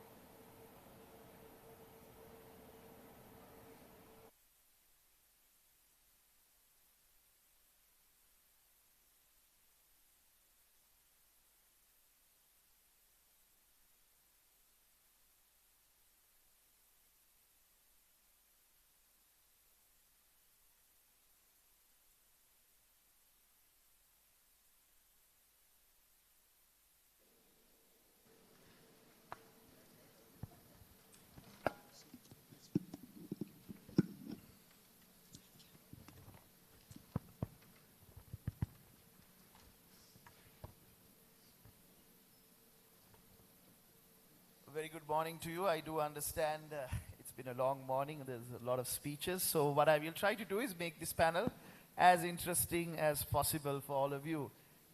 Generally, I sit where these distinguished ladies and gentlemen sit, but national duty calls that I have to be moderating today, which is a very different experience. I hope I do justice to all the excellent panelists here.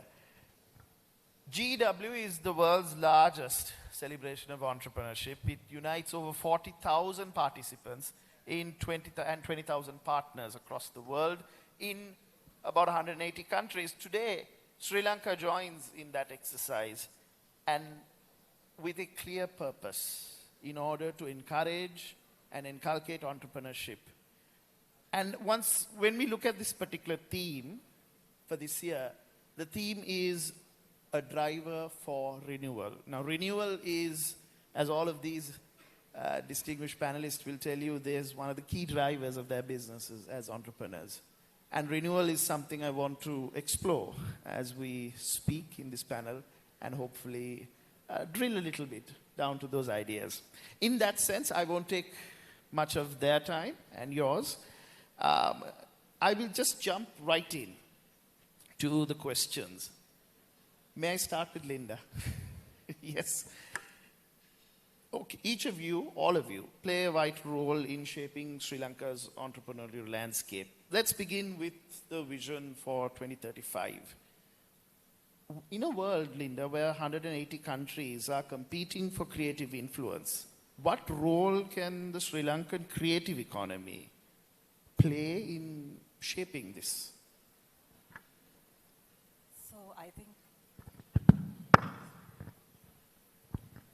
So I think many years ago when I did start my entrepreneurial journey, I didn't really realize what's valuable to me today. So I think I took something that is uniquely Sri Lankan, global, and I didn't realize, I didn't even understand the word creative economy at the time. So I think today when I sort of reflect back and also look at the future about what to focus on, I think this whole thing about identity entrepreneurship is what registers in my mind. And that is, I guess, this whole space of creative industries and what I've kind of built over the last X amount of years, started off with looking at, how do we build design in Sri Lanka? And I looked at what do we have at our doorstep. So I think irrespective of creative industries or anything, what we did unique was a couple of things. One is looked at what I have at my doorstep, which is the villages in Sri Lanka, all the manufacturing, the craft. Then what do we have outside? The world was demanding even then. They were looking for something authentic. And I think today as well, in the next year, I think there's just next year to get our act together. The entire world is going to change with AI. So again, what's relevant is to take what's unique at our doorstep. And I think what Sri Lanka gave me is, I think you can do anything in Sri Lanka. It's a blank canvas. So, from education to retail to manufacturing, I built a design ecosystem from nothing. And I think even today, when I look back, Sri Lanka has these opportunities. And the world needs, to take what you have at your doorstep. And right now, I'm also in the process of recalibrating what we have, what the world opportunities has. And at the end of the day, that's what entrepreneurship is about. And our country has so much opportunity already. So, because nothing's done, there's so much to do still. And, as an entrepreneur, it's just finding those gaps. And this whole creative space, we have kind of owned it here and also, able to take it globally. So, yeah. Think local, but look global. And I like the part about how you want to reevaluate yourself in face of the technological changes. Noeline, purpose-driven Sri Lankan brands, how do we take them to the world? And how do we look at it reflectively when looking at 2035, when we have to do this entrepreneurship change? How do we do that? So I'm in the wellness industry. I'm in the beauty and wellness industry. And then how I started my business was predominantly just selling the service and selling an experience. So in terms of creativity. How did I look at it differently? Giving a different experience to the consumer is where I came into place and how I started my business. And looking at 2035, how we would create an impact in the global market would be wellness is no longer, or beauty is no longer a niche market, or like it doesn't have a niche audience. We are looking at about, in a global wellness economy, we are looking at it's about $6 trillion USD business model that we are looking into. So it's huge, it's vast. The opportunities are endless.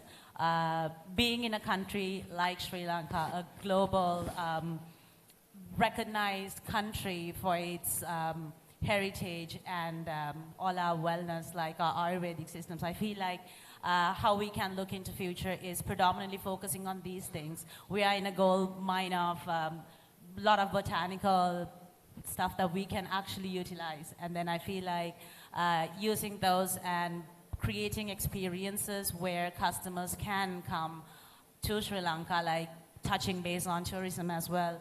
Just not tourism, but focusing on wellness tourism would be something that we could look into, develop in the country, and 2035 would be prosperous if we can focus on something like that, and focusing on making Sri Lanka to be one of the wellness hubs in the Asian region would be what my big vision for the whole country would be. Valuable thoughts. Janika, I'm going to turn to you. Lifestyle brands are taking over the world. They're growing at an unprecedented pace. You have created quite a niche when it comes to Celeste and what they've done. What does a global-ready lifestyle, Sri Lankan lifestyle brand, what does that look like? And what do you need for scale? So I think, first of all, I'm in the quick commerce fulfillment space, right? And I was lucky about 3 years ago, I had a chat with Zulfa. And Zulfa walked into my office. We had a chat for a long time. He was giving me some direction and advice. And then he said, what you need to be is the McDonald's of grocery, right? And that little statement he made really stuck in my head. And he owns the statement now every time we talk about it, right? And I say, that's exactly what we were trying to do. So you're talking about quick commerce, you're talking about consumer demand and behavior changing, where people want to eat faster. They want to save time. They didn't want to plan this particular aspect of their life. And he is somebody who has built a fantastic consumer brand in the country that's changing people's lives with Pick Me. And getting that advice from him was a great opportunity for me to understand at that point that I was in quick commerce. Until then, I thought I was just doing an online vegetable supermarket sort of thing, right? And then the moment he said that, I started researching and I realized that we're in quick commerce. And today, quick commerce is one of the fastest growing markets globally. If you look at it, it's about almost $75 billion as of 2025. And in the next 7 years, it's going to be almost about $525 billion. So that's a 600% growth. So being a part of something like that, when you see regionally, India, for an example, has evolved and gone so far that quick commerce is not just 30 minutes anymore. They are at 10 minutes. And it's 24 hours. You don't just buy only groceries. Now you can buy an iPhone, a laptop, anything you want and get it delivered in 10 minutes. So I think understanding consumer behavior, the change, and adapting with that, because then you can see the opportunities not just in Sri Lanka. Even if you want to scale and go regionally, there's so much opportunity. And I think Pick Me has already done that.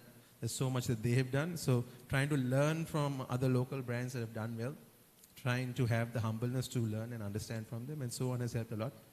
So yeah, I think there's a lot of opportunity for Celeste. We've grown exponentially in the last 5 years, and it's been a fantastic partnership with Pick Me as well for us to get to where we are.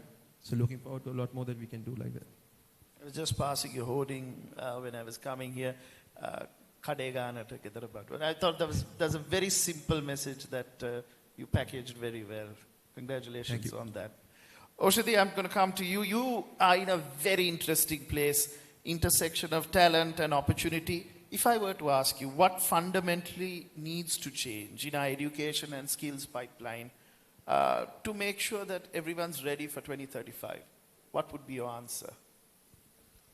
So this is Global Entrepreneurship Week. So we are trying to have more entrepreneurs and not just job seekers, right?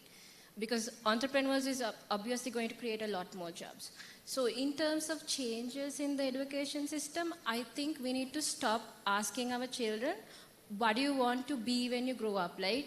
Everybody asks about parents generally. Like if you look at Sri Lanka, not just Colombo, out of Colombo, every parent asks, do you want to be a doctor? Do you want to be an engineer? We got to stop asking that, and we got to ask them, what problem do you want to solve, right?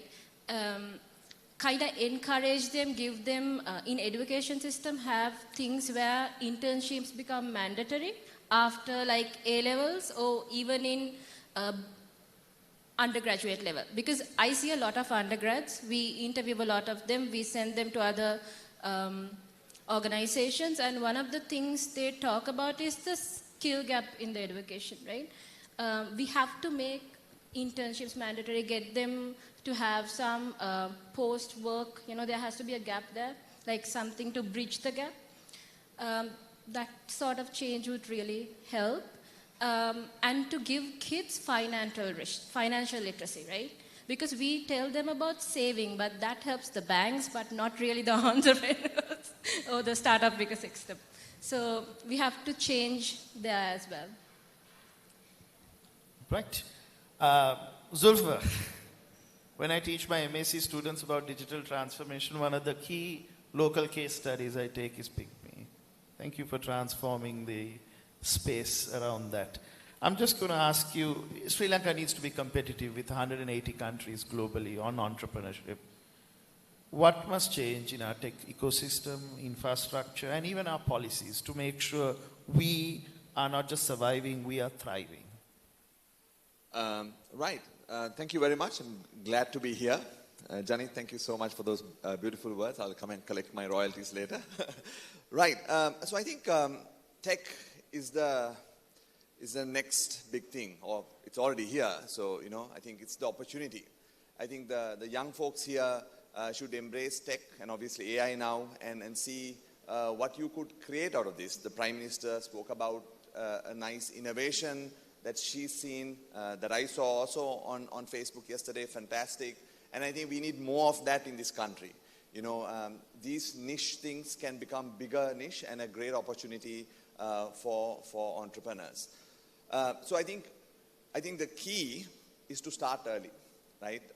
I was fortunate enough, I started early. My mother didn't like it, but I started early and I built the capability. I think the minister also said about doing things, trialing it out 999 times, and then you learn what not to do as well, right?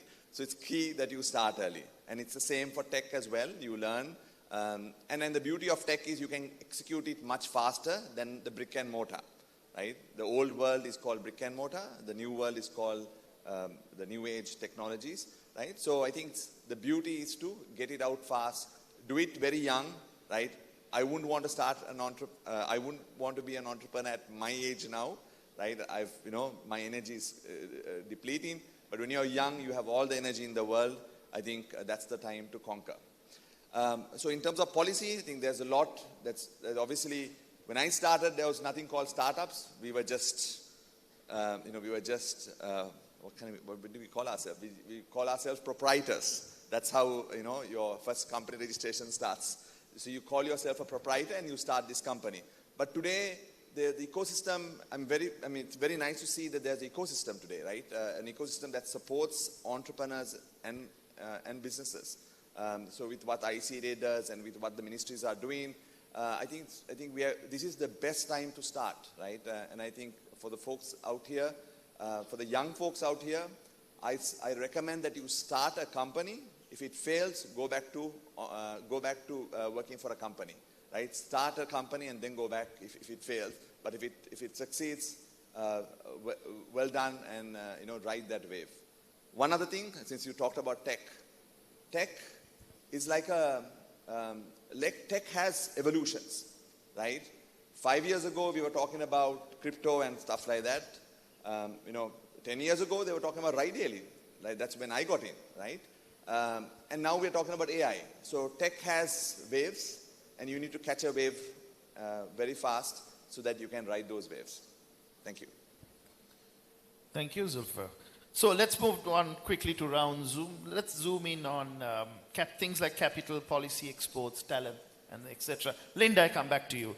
If I am to make Sri Lanka a regional design and innovation hub, that would attract global entrepreneurship, global talent. What do we need to do? How do we need to position ourselves?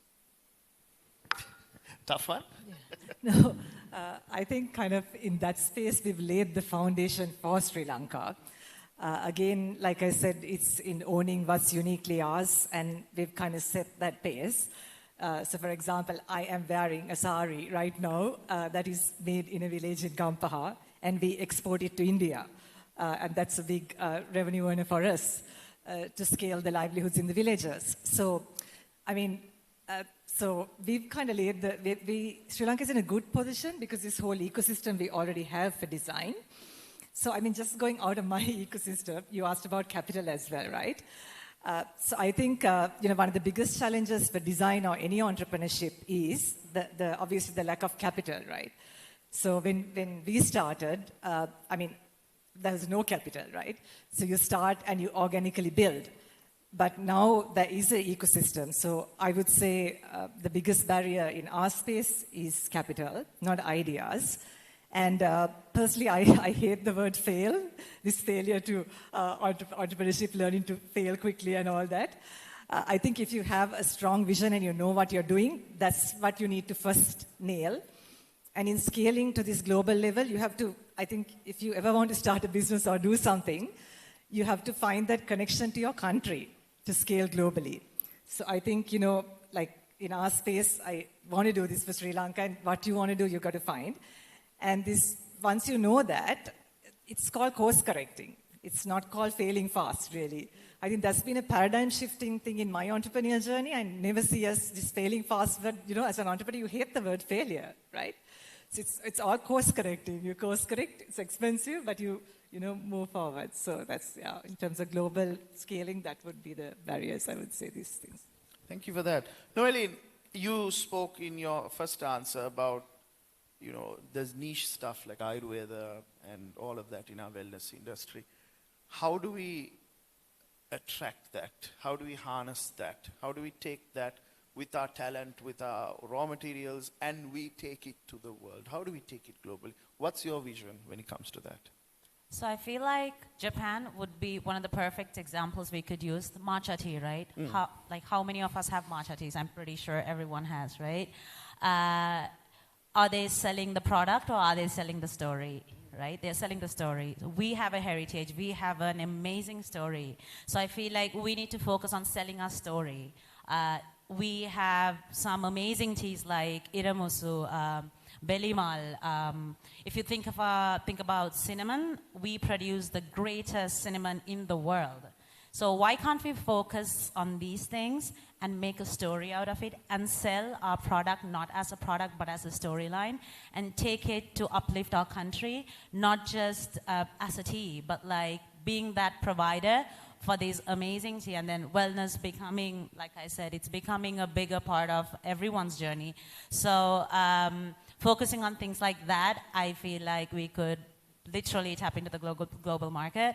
And then I feel like as a country, we need to invest more time and more innovation, more R&D time, like more research and development, and getting the techs on board, and then to promote our country to sell these stuff. Like, I think that's what matcha is doing. Like, going back to the example I used, right?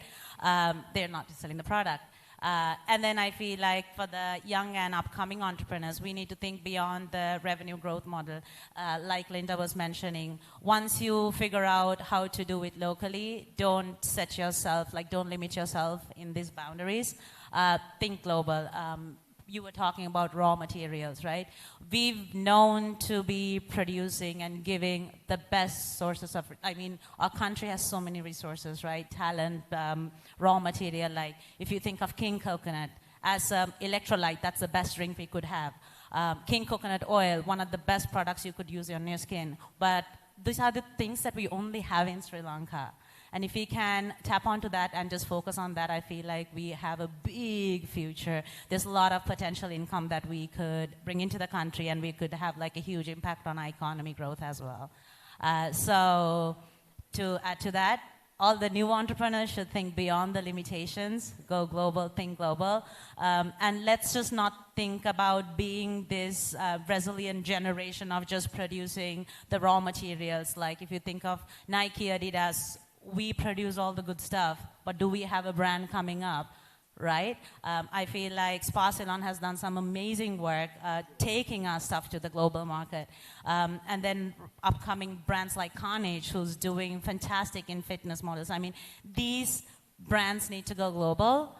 In that way, we should not limit ourselves just being the producer of the raw material or getting the baseline work done. We need to come up with brands that are global, and then we need to work on that. I feel the young and upcoming entrepreneurs should be working on creating brands to fight with the global market.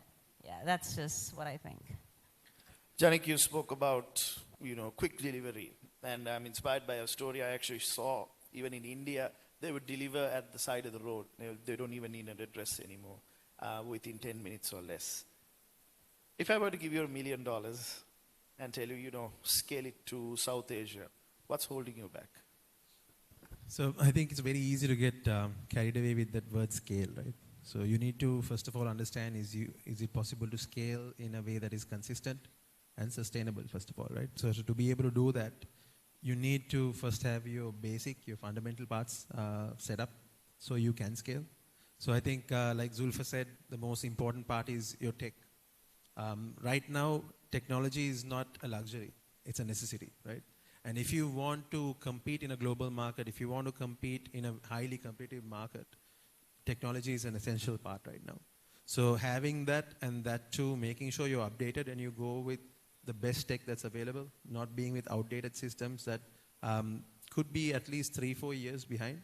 Even a year behind is a huge gap in technology. Because like Zulfa said, every year you start seeing new innovations coming up. Right now there's AI for every single thing. So it increases efficiency and your output and so on, everything changes. So to me, before I would scale, I would look at the tech side, which is one very important part. And then also making sure that the people, if you don't have the right knowledge and the right people working in your team, you're not going to be successful in that scale that you're doing, because that's a very important part, especially if you're doing something specialized. And then the next part is going to be the customer-centric approach, right? Just wanting to grow and thinking that you want to do high numbers is not going to do too well if you forget about the people and the customer. So you need to have all those 3 pillars, I think, very well set up, which I've seen a lot of companies, a lot of brands doing. Especially, I keep talking about Pick Me because we've been working so close and I see how they do it, right? They've been scaling in a great way, but they always made sure that they can have consistent availability of riders and all that, so the experience is the same. So they didn't just go island-wide overnight, even though they could have, right? You look at Nolene, she started with 1 location, now she has 5. She made sure she was able to consistently give the same service. So like that, even for us with Celeste, it took a while for us to first get comfortable with 1 location before we started opening, went into partnerships, and today we have 12 locations, right? But we want to keep on expanding. But to be able to achieve all of that and now also think of going regionally and globally, tech, people, and customer-centric approach, I think, is very important. Money is something you can find very easily in today's context. If there is VC funds, bank funds, whatever you can find, just getting the money is not enough. You need to have everything else to support and execute. So, yeah. Valuable thoughts. Ushadi, I've lost track of so many times. We've had conversations with boards, management, and they keep telling us there's a skills mismatch. If I were to give you a magic wand and say, what can you change in terms of policy for all of this to make sure our skill aligns, what would be your answer? I think, right, so Express Jobs is usually the very first contact point whenever a company wants to set up, right, even the foreign companies. And one of the policies that I'd like to change or know more about is being open to the idea of hiring people from not just Sri Lanka, being open, or having an open talent market, right, where we'll be open to hiring people from South Asia or be able to hire anybody from the world. And we don't have enough information about it, especially when companies want to set base here. They come and ask us, do you have this type of talent? Is it worth coming and setting base here? Is it cost effective, and how do I do that? even recently, I actually spent like a week in Arugambe, and I spoke to a lot of surfers there, and some of them have fallen in love with the country and wanted to invest here, right? But one of the things that held them back was the fact that if they wanted to create a company or have like a restaurant here, they needed a Sri Lankan founder. I mean, if we want to be globalized, be open to having investors, then we need to be open to having investors from abroad as well. So these type of systemic changes need to happen. And another thing that I find when I talk to foreigners and address the skill gap, right? We don't have a way of supporting the spouses of the foreign workers or investors who come here. One of the things that held them back was my wife or my husband was really doing well, and what do they do when they come back to Sri Lanka? Like if they were to come with me, what do I do? And because we're talking about skill gap, we also have a huge gap in middle management now in Sri Lanka. A lot of the founders, entrepreneurs or enterprises I speak to who hire through express jobs, they have the interns, they have the VPs, the GMs, but they don't have middle management because I mean, let's face it, we had a lot of people migrate, right? Some of the best brains behind our country had to migrate last couple of years. Even though we can use the diaspora to kind of foster entrepreneurship, we still have the management issue. So we need to find a way to kind of fill that. That's where maybe in 2035, we open ourselves to getting more talent from abroad. Because I know in the building construction field, they've started hiring or bringing labor from India and China, right? And that's really working well for them. And that's also, how do I say this? Like, it's making our labor less lazy and like they're getting some competition. So all the construction field companies I'm speaking to, they love the idea. But if a basic company, startup or SME wanted to bring labor, we don't have information as to how to do it. And today, when in Sachindra's slide, I actually saw there was an investor visa, right? When companies come and talk to me, I didn't know enough information to give it to them. But whereas if you ask about the visa process in Dubai or Singapore, I'd know that information. So if we are addressing skill gap, we need to be open to open ourselves to international markets in terms of talent as well. Zulfa, if I were to ask, if you were given the opportunity to inform one policy reform tomorrow for 2035 in our tech space, what would that be? What radical change would you bring about to completely disrupt it? It won't be radical, I can tell you that. But I think and this is something I've been advocating, is that we need to have a level playing field for both local and international players, because then raising capital becomes so much easier. There's equal opportunities for both companies. So that's something I've been advocating, and I would have to state that again, because it's still not yet fixed. Excellent. I'm going to move on. I'm conscious of time, so I'm going to move on to a very quick rapid fire round where I just give you two choices. You can decide one, and you don't need to even give an explanation, but if you want to, you can. Policy reform or capital? Linda. Which gets growth faster? Policy reform or capital? Access to capital? I would say access to capital. Right. Noeli, policy reform? Access to capital. Access to capital? Access to capital. Wow, okay. We seem to have a winner. Access to capital as well. I'm gonna be the other side. So it's policy that will give us access to capital. So go after policy. Yeah. Insightful, thank you. The bigger bottleneck, talent gap or market size? The bigger bottleneck, talent gap or market size? I would say market size. Market size? Talent gap for me. Talent personally. gap, interesting. Janik? Market size. Market size, interesting. Talent gap. Talent gap, of course. Zulfa? I'm now in the stage of market size. Wow, okay, that's very insightful. I like asking this. This was asked last couple of days ago also. AI, threat or accelerator? Absolute accelerator. Threat or accelerator? Accelerator for sure. Janik? Accelerator for sure. Accelerate again. Zulfa, I don't even need to ask you. Accelerator, but with caution. Lovely, thank you. If you were to tell a 16-year-old here today, what is the one skill they need to become a founder? I would say your ability to take risk.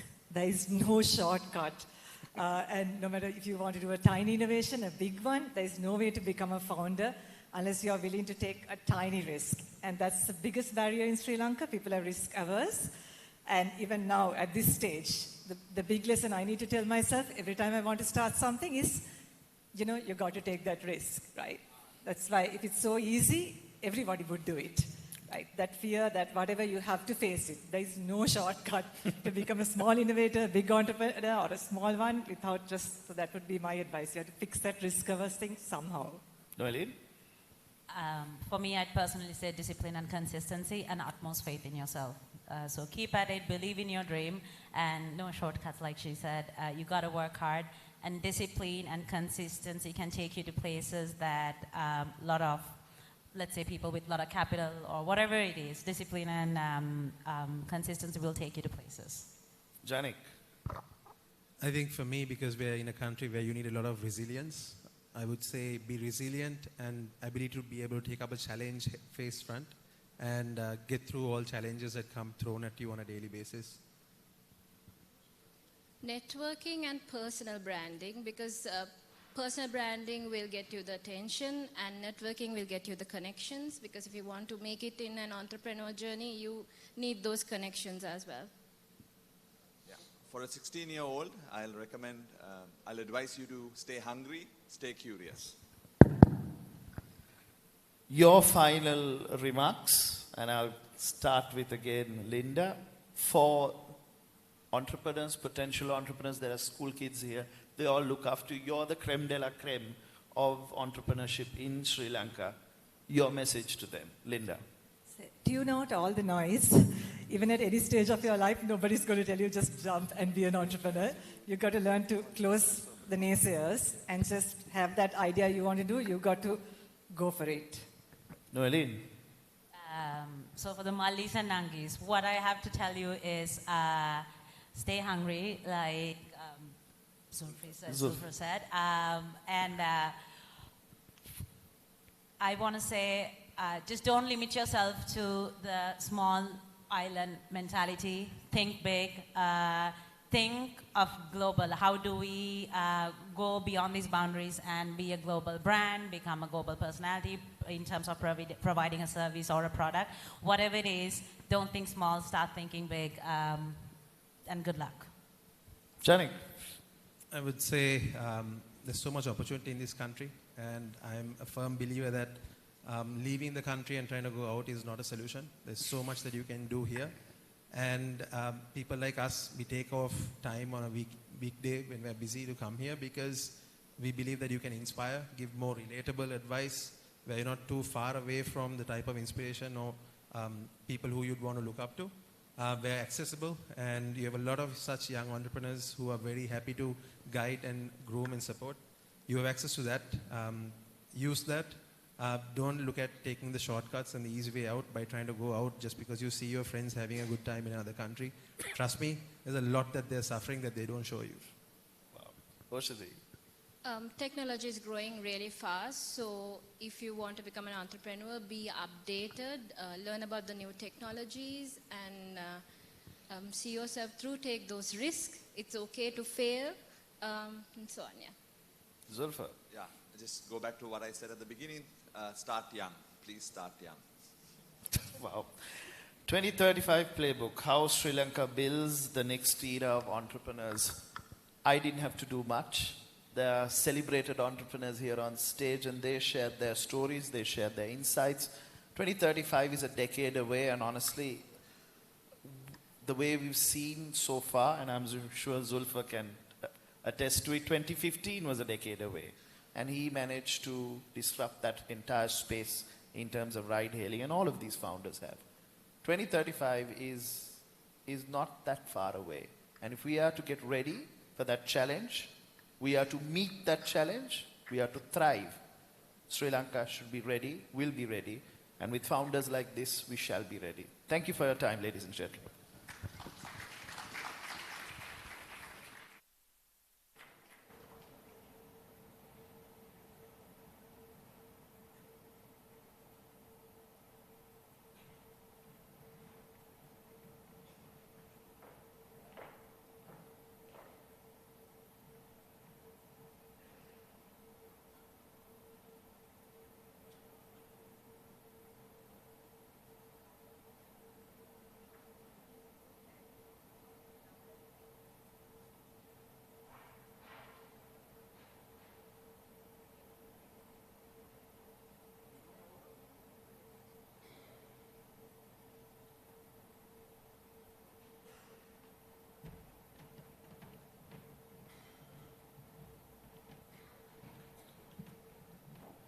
Thank you, moderator and panelists, for that wonderful session.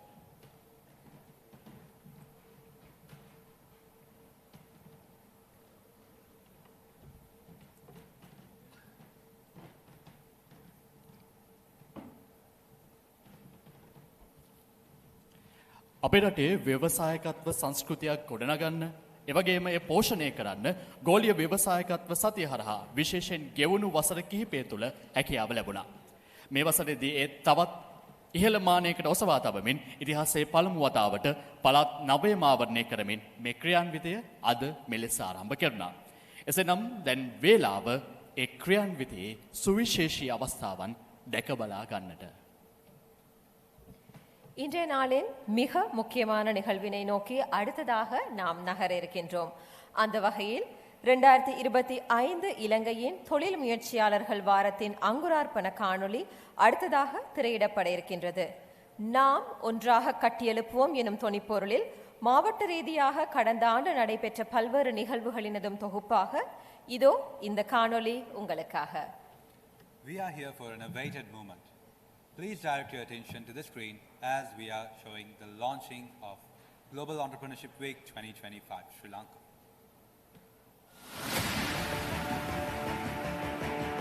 Every big idea starts small, with a spark, a dream, a single step forward. But when dreamers come together, that spark becomes a movement. Last year, Sri Lanka lit up with the spirit of entrepreneurship across schools, universities, and communities nationwide. We celebrated innovation, creativity, and resilience, proving that innovation isn't just an idea here. It's a movement taking shape across Sri Lanka. And now, we rise again for Global Entrepreneurship Week 2025. This year, we go bigger, uniting dreamers, doers, and changemakers from every corner of the island. GEW Sri Lanka 2025 is being activated across all 25 districts, empowering communities and sparking entrepreneurial energy in every region of our nation. From classrooms to boardrooms, from ideas to impact, GEW is where it all begins. Welcome to Global Entrepreneurship Week Sri Lanka 2025. Together, let's spark the next wave of innovators who will shape our future.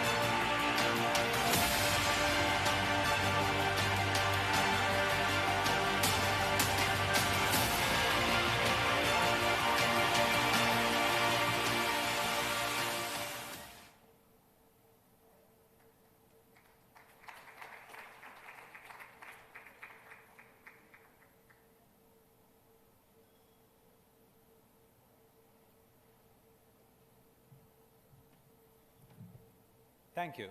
And to continue on that, please keep your attention on the screen as we have a video from our sponsor. From the heart of a resilient nation, a story began. Its roots trace back to 1920, when Eastern Bank Limited, founded in London, opened a branch on Chatham Street in Colombo. That story became a name, Commercial Bank of Ceylon, the largest private bank in Sri Lanka. Built on trust, sustained by growth.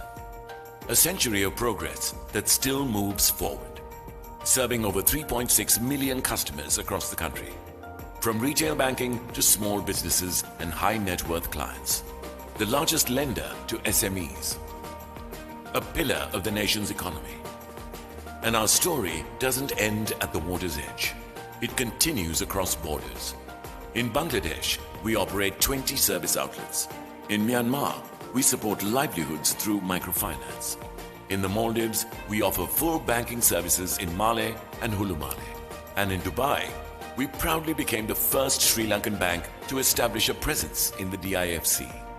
But our purpose reaches beyond business. We were the first carbon-neutral bank in Sri Lanka, and we are committed to achieving net zero operational emissions. This is who we are. From Sri Lanka to the world. Rooted in purpose, rising with ambition. Commercial Bank. Let us welcome Rangika Chandrasena, Head of Global Remittances at Commercial Bank, on the topic of session Empowering the Future, the Gig and Digital Economy. Let's give a round of applause.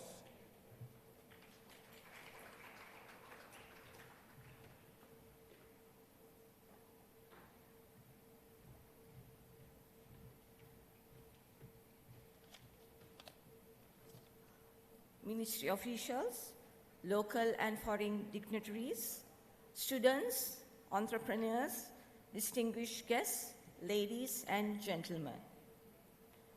It is indeed a great honor to represent Commercial Bank at the launch of the Global Entrepreneur Week 2025, an event that brings together visionaries, policymakers, and innovators to celebrate the power of entrepreneurship and innovation in shaping Sri Lanka's future. At the outset, allow me to extend a sincere appreciation to ICTA and the Ministry of Digital Economy for their leadership in organizing this important initiative. The thought and collaboration behind this event demonstrate a clear national commitment to fostering digital inclusion, innovation, and entrepreneurship, pillars that will define the next phase of Sri Lanka's economic journey. For over a century, Commercial Bank has been privileged to serve as a trusted financial partner to Sri Lanka's businesses. We take pride in the largest financier to the SME sector among private sector banks, a segment that forms the backbone of our economy, driving employment, exports, and grassroots innovation. Our approach to SME development has always gone beyond financing.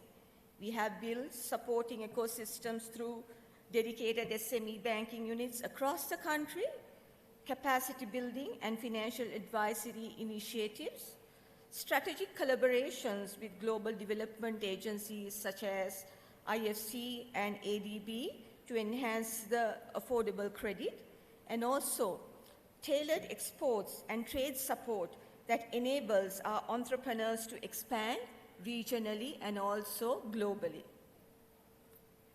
As Sri Lanka embraces the digital era, we recognize that entrepreneurship today extends far beyond traditional business models.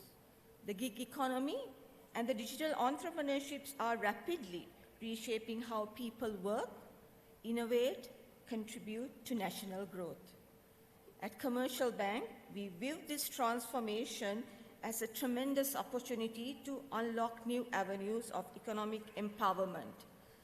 Our focus is bridging financial inclusion with introducing tailored financial products for freelancers and online entrepreneurs, expanding digital payments and remittance solutions that connect Sri Lankan talent with global opportunities, supporting the financial literacy programs to help digital workers manage and grow their earnings sustainably.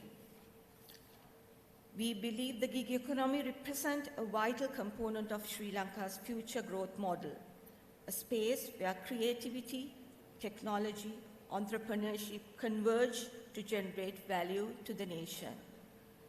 Our partnership as the official banking partner of Global Entrepreneurship Week 2025 underscores our firm belief that sustainable economic progress requires collaboration between public and the private sectors. Commercial Bank stands ready to work closely with relevant stakeholders to promote innovation-led entrepreneurship, strengthen digital financing framework, and also build global competitive ecosystems.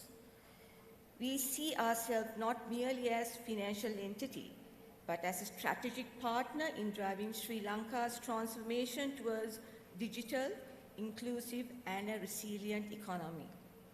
As we gathered here at this prestigious venue, we are reminded that the strength of any nation lies in its ability to empower those who dare to innovate.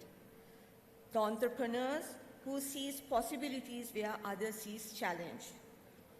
Global Entrepreneurship Week offers an important platform to celebrate those individuals and organizations that are shaping Sri Lanka's economy and technological future.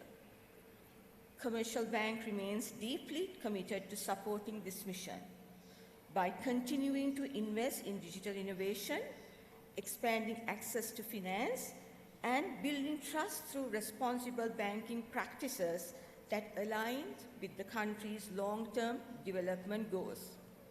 In conclusion, on behalf of Commercial Bank, I wish to extend our warm congratulations to the ICTA and the Ministry of Digital Economy for successfully organizing this remarkable event. We are honored to be part of this journey, one that unites government, industry, and entrepreneurs in a shared vision of progress. May Global Entrepreneurship Week 2025 ignite new ideas, inspire bold ventures, and empower the next generations of Sri Lankan entrepreneurs to take our nation forward. Thank you very much.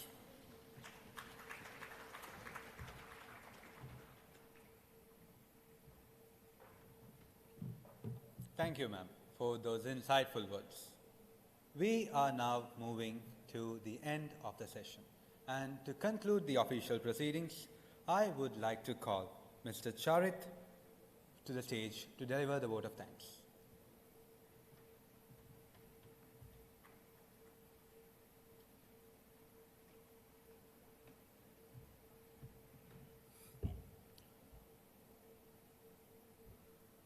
Right. Thank you so much, everyone, for participating for the Global Entrepreneurship Week launching ceremony. And my duty here, and in a way, a responsibility to address the crowd while to thank everyone who has supported to make it happen. So, as you can see, I had one philosophy when I was pursuing this event, because there were a lot of challenges that we had, and I have started this with a zero. Nothing was there. Even the budget, to approvals, to support, to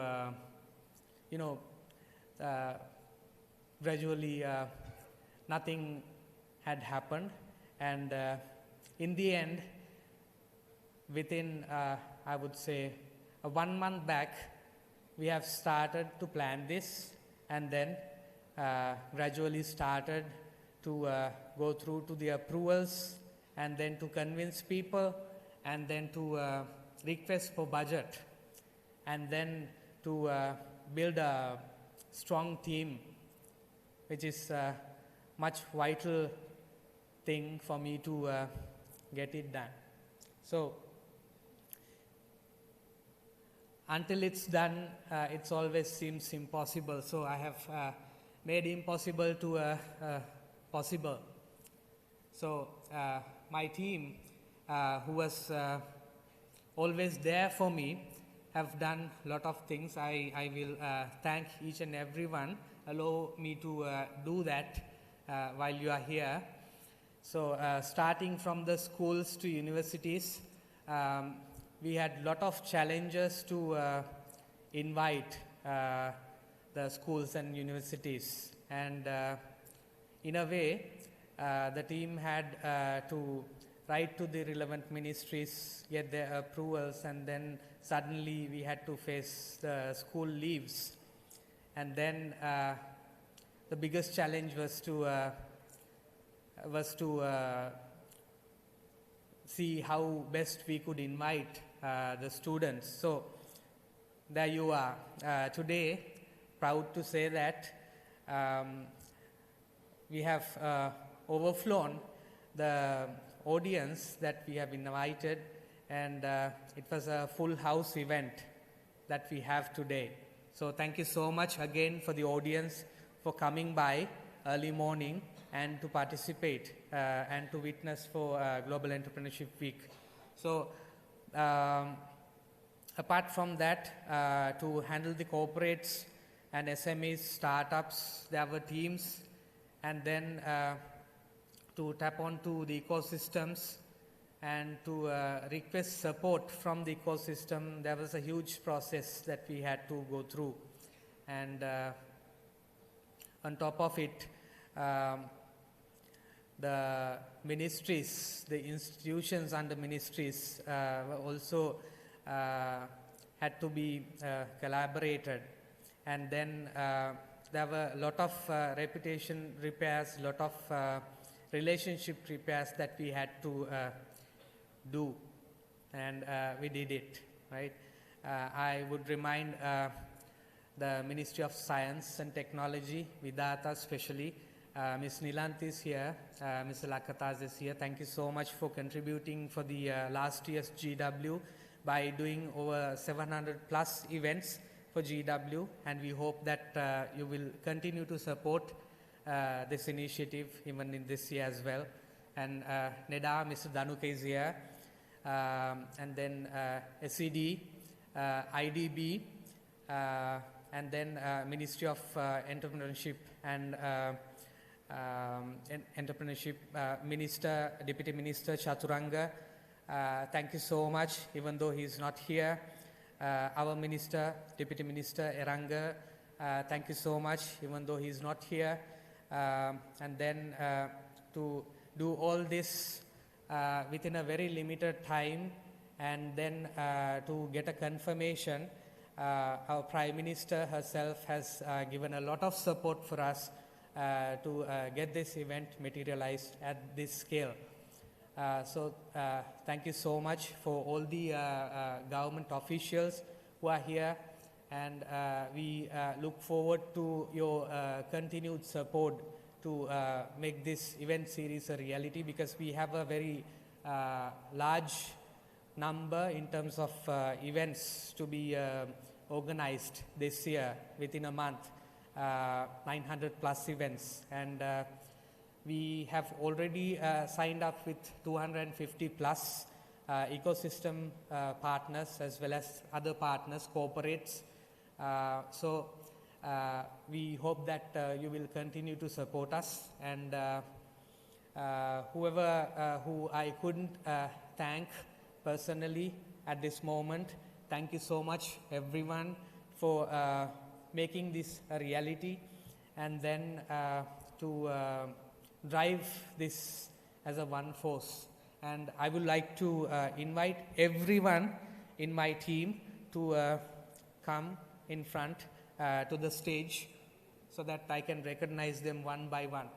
Please do join me right now. Come. All the GW Sri Lanka team. Because they deserve it. They made it happen. It's because of them that we have done this in this scale. And Chiranti, wherever you are, please join. Sachindra, come front.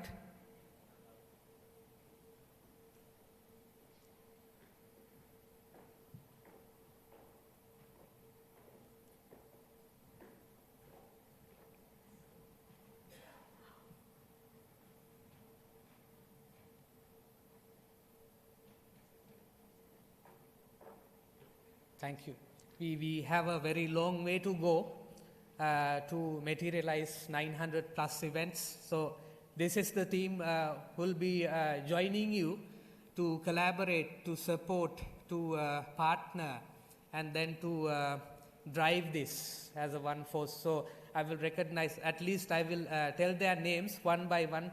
Chiranti, the director ICTA, Demini, who was looking after the marketing, Rishad, who was doing the IT and system development, Saad, who was doing the sponsorships, and then Johan was doing overall thing to make it happen, and repairing in certain places in terms of reputation to relationship building.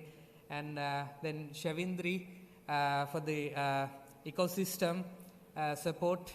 I can see their faces now. Right. Amit, who has done a marvelous job in inviting all the schools, universities, coordinating with them. So work with them and you can do a lot of activities throughout the time if you are a university or a school.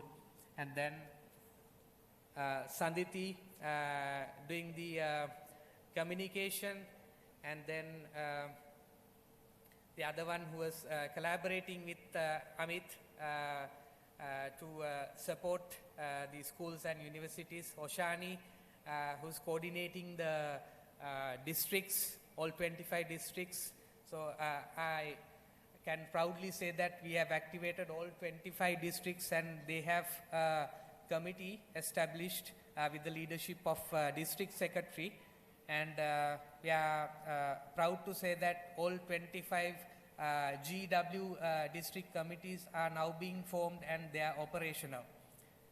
Thanks to everyone, including Oshani.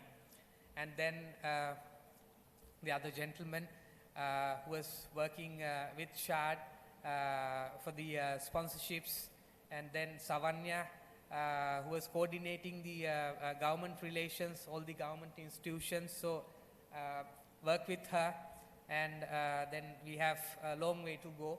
So we really require government support. So please do join with us. And then the other girl, I'm sorry, I can't remember certain names, apologies for that, but they were the ones who were behind the scene doing calling to RSVPs. Thank you so much. And then Shavin, who was doing the corporate relations, talking to the corporates, multinationals to invite, as well as to jointly, collaboratively do certain things for GW. And then Janani, thank you for being a part of driving the SMEs and startups. And then our little guy who was doing the marketing for us along with the other lady. So 3 of them.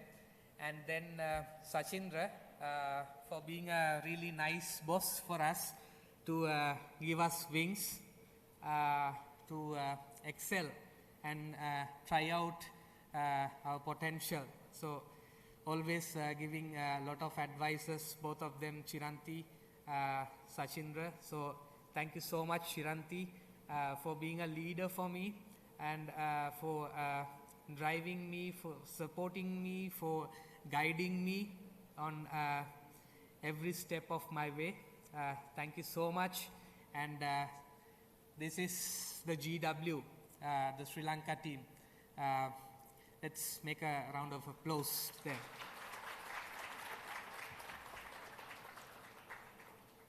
So thank you so much, guys, for making it a reality. And I thank everyone for coming by and supporting the GW launch.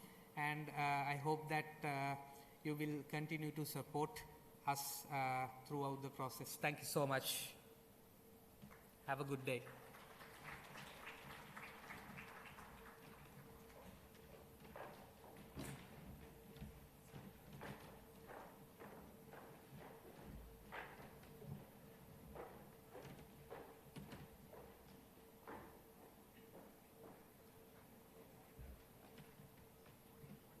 Thank you, Mr. Charit Kandamula, for this entire event's organizing, support and leadership to bring this to light, and for the recognitions you provided for the team members.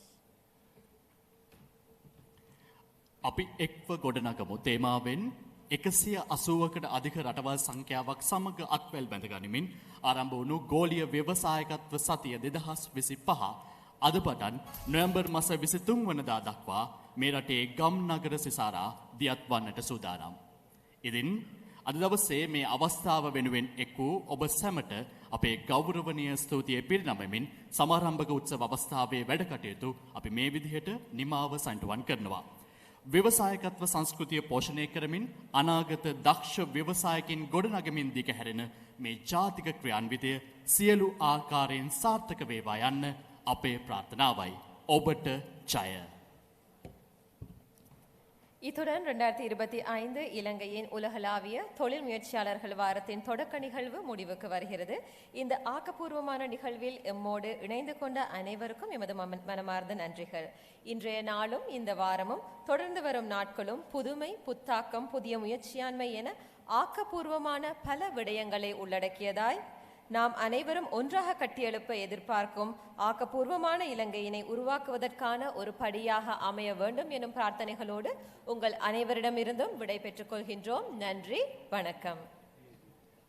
Thank you everybody for being here. And this formally concludes the entire session for Global Entrepreneurship Week 2025 Sri Lanka.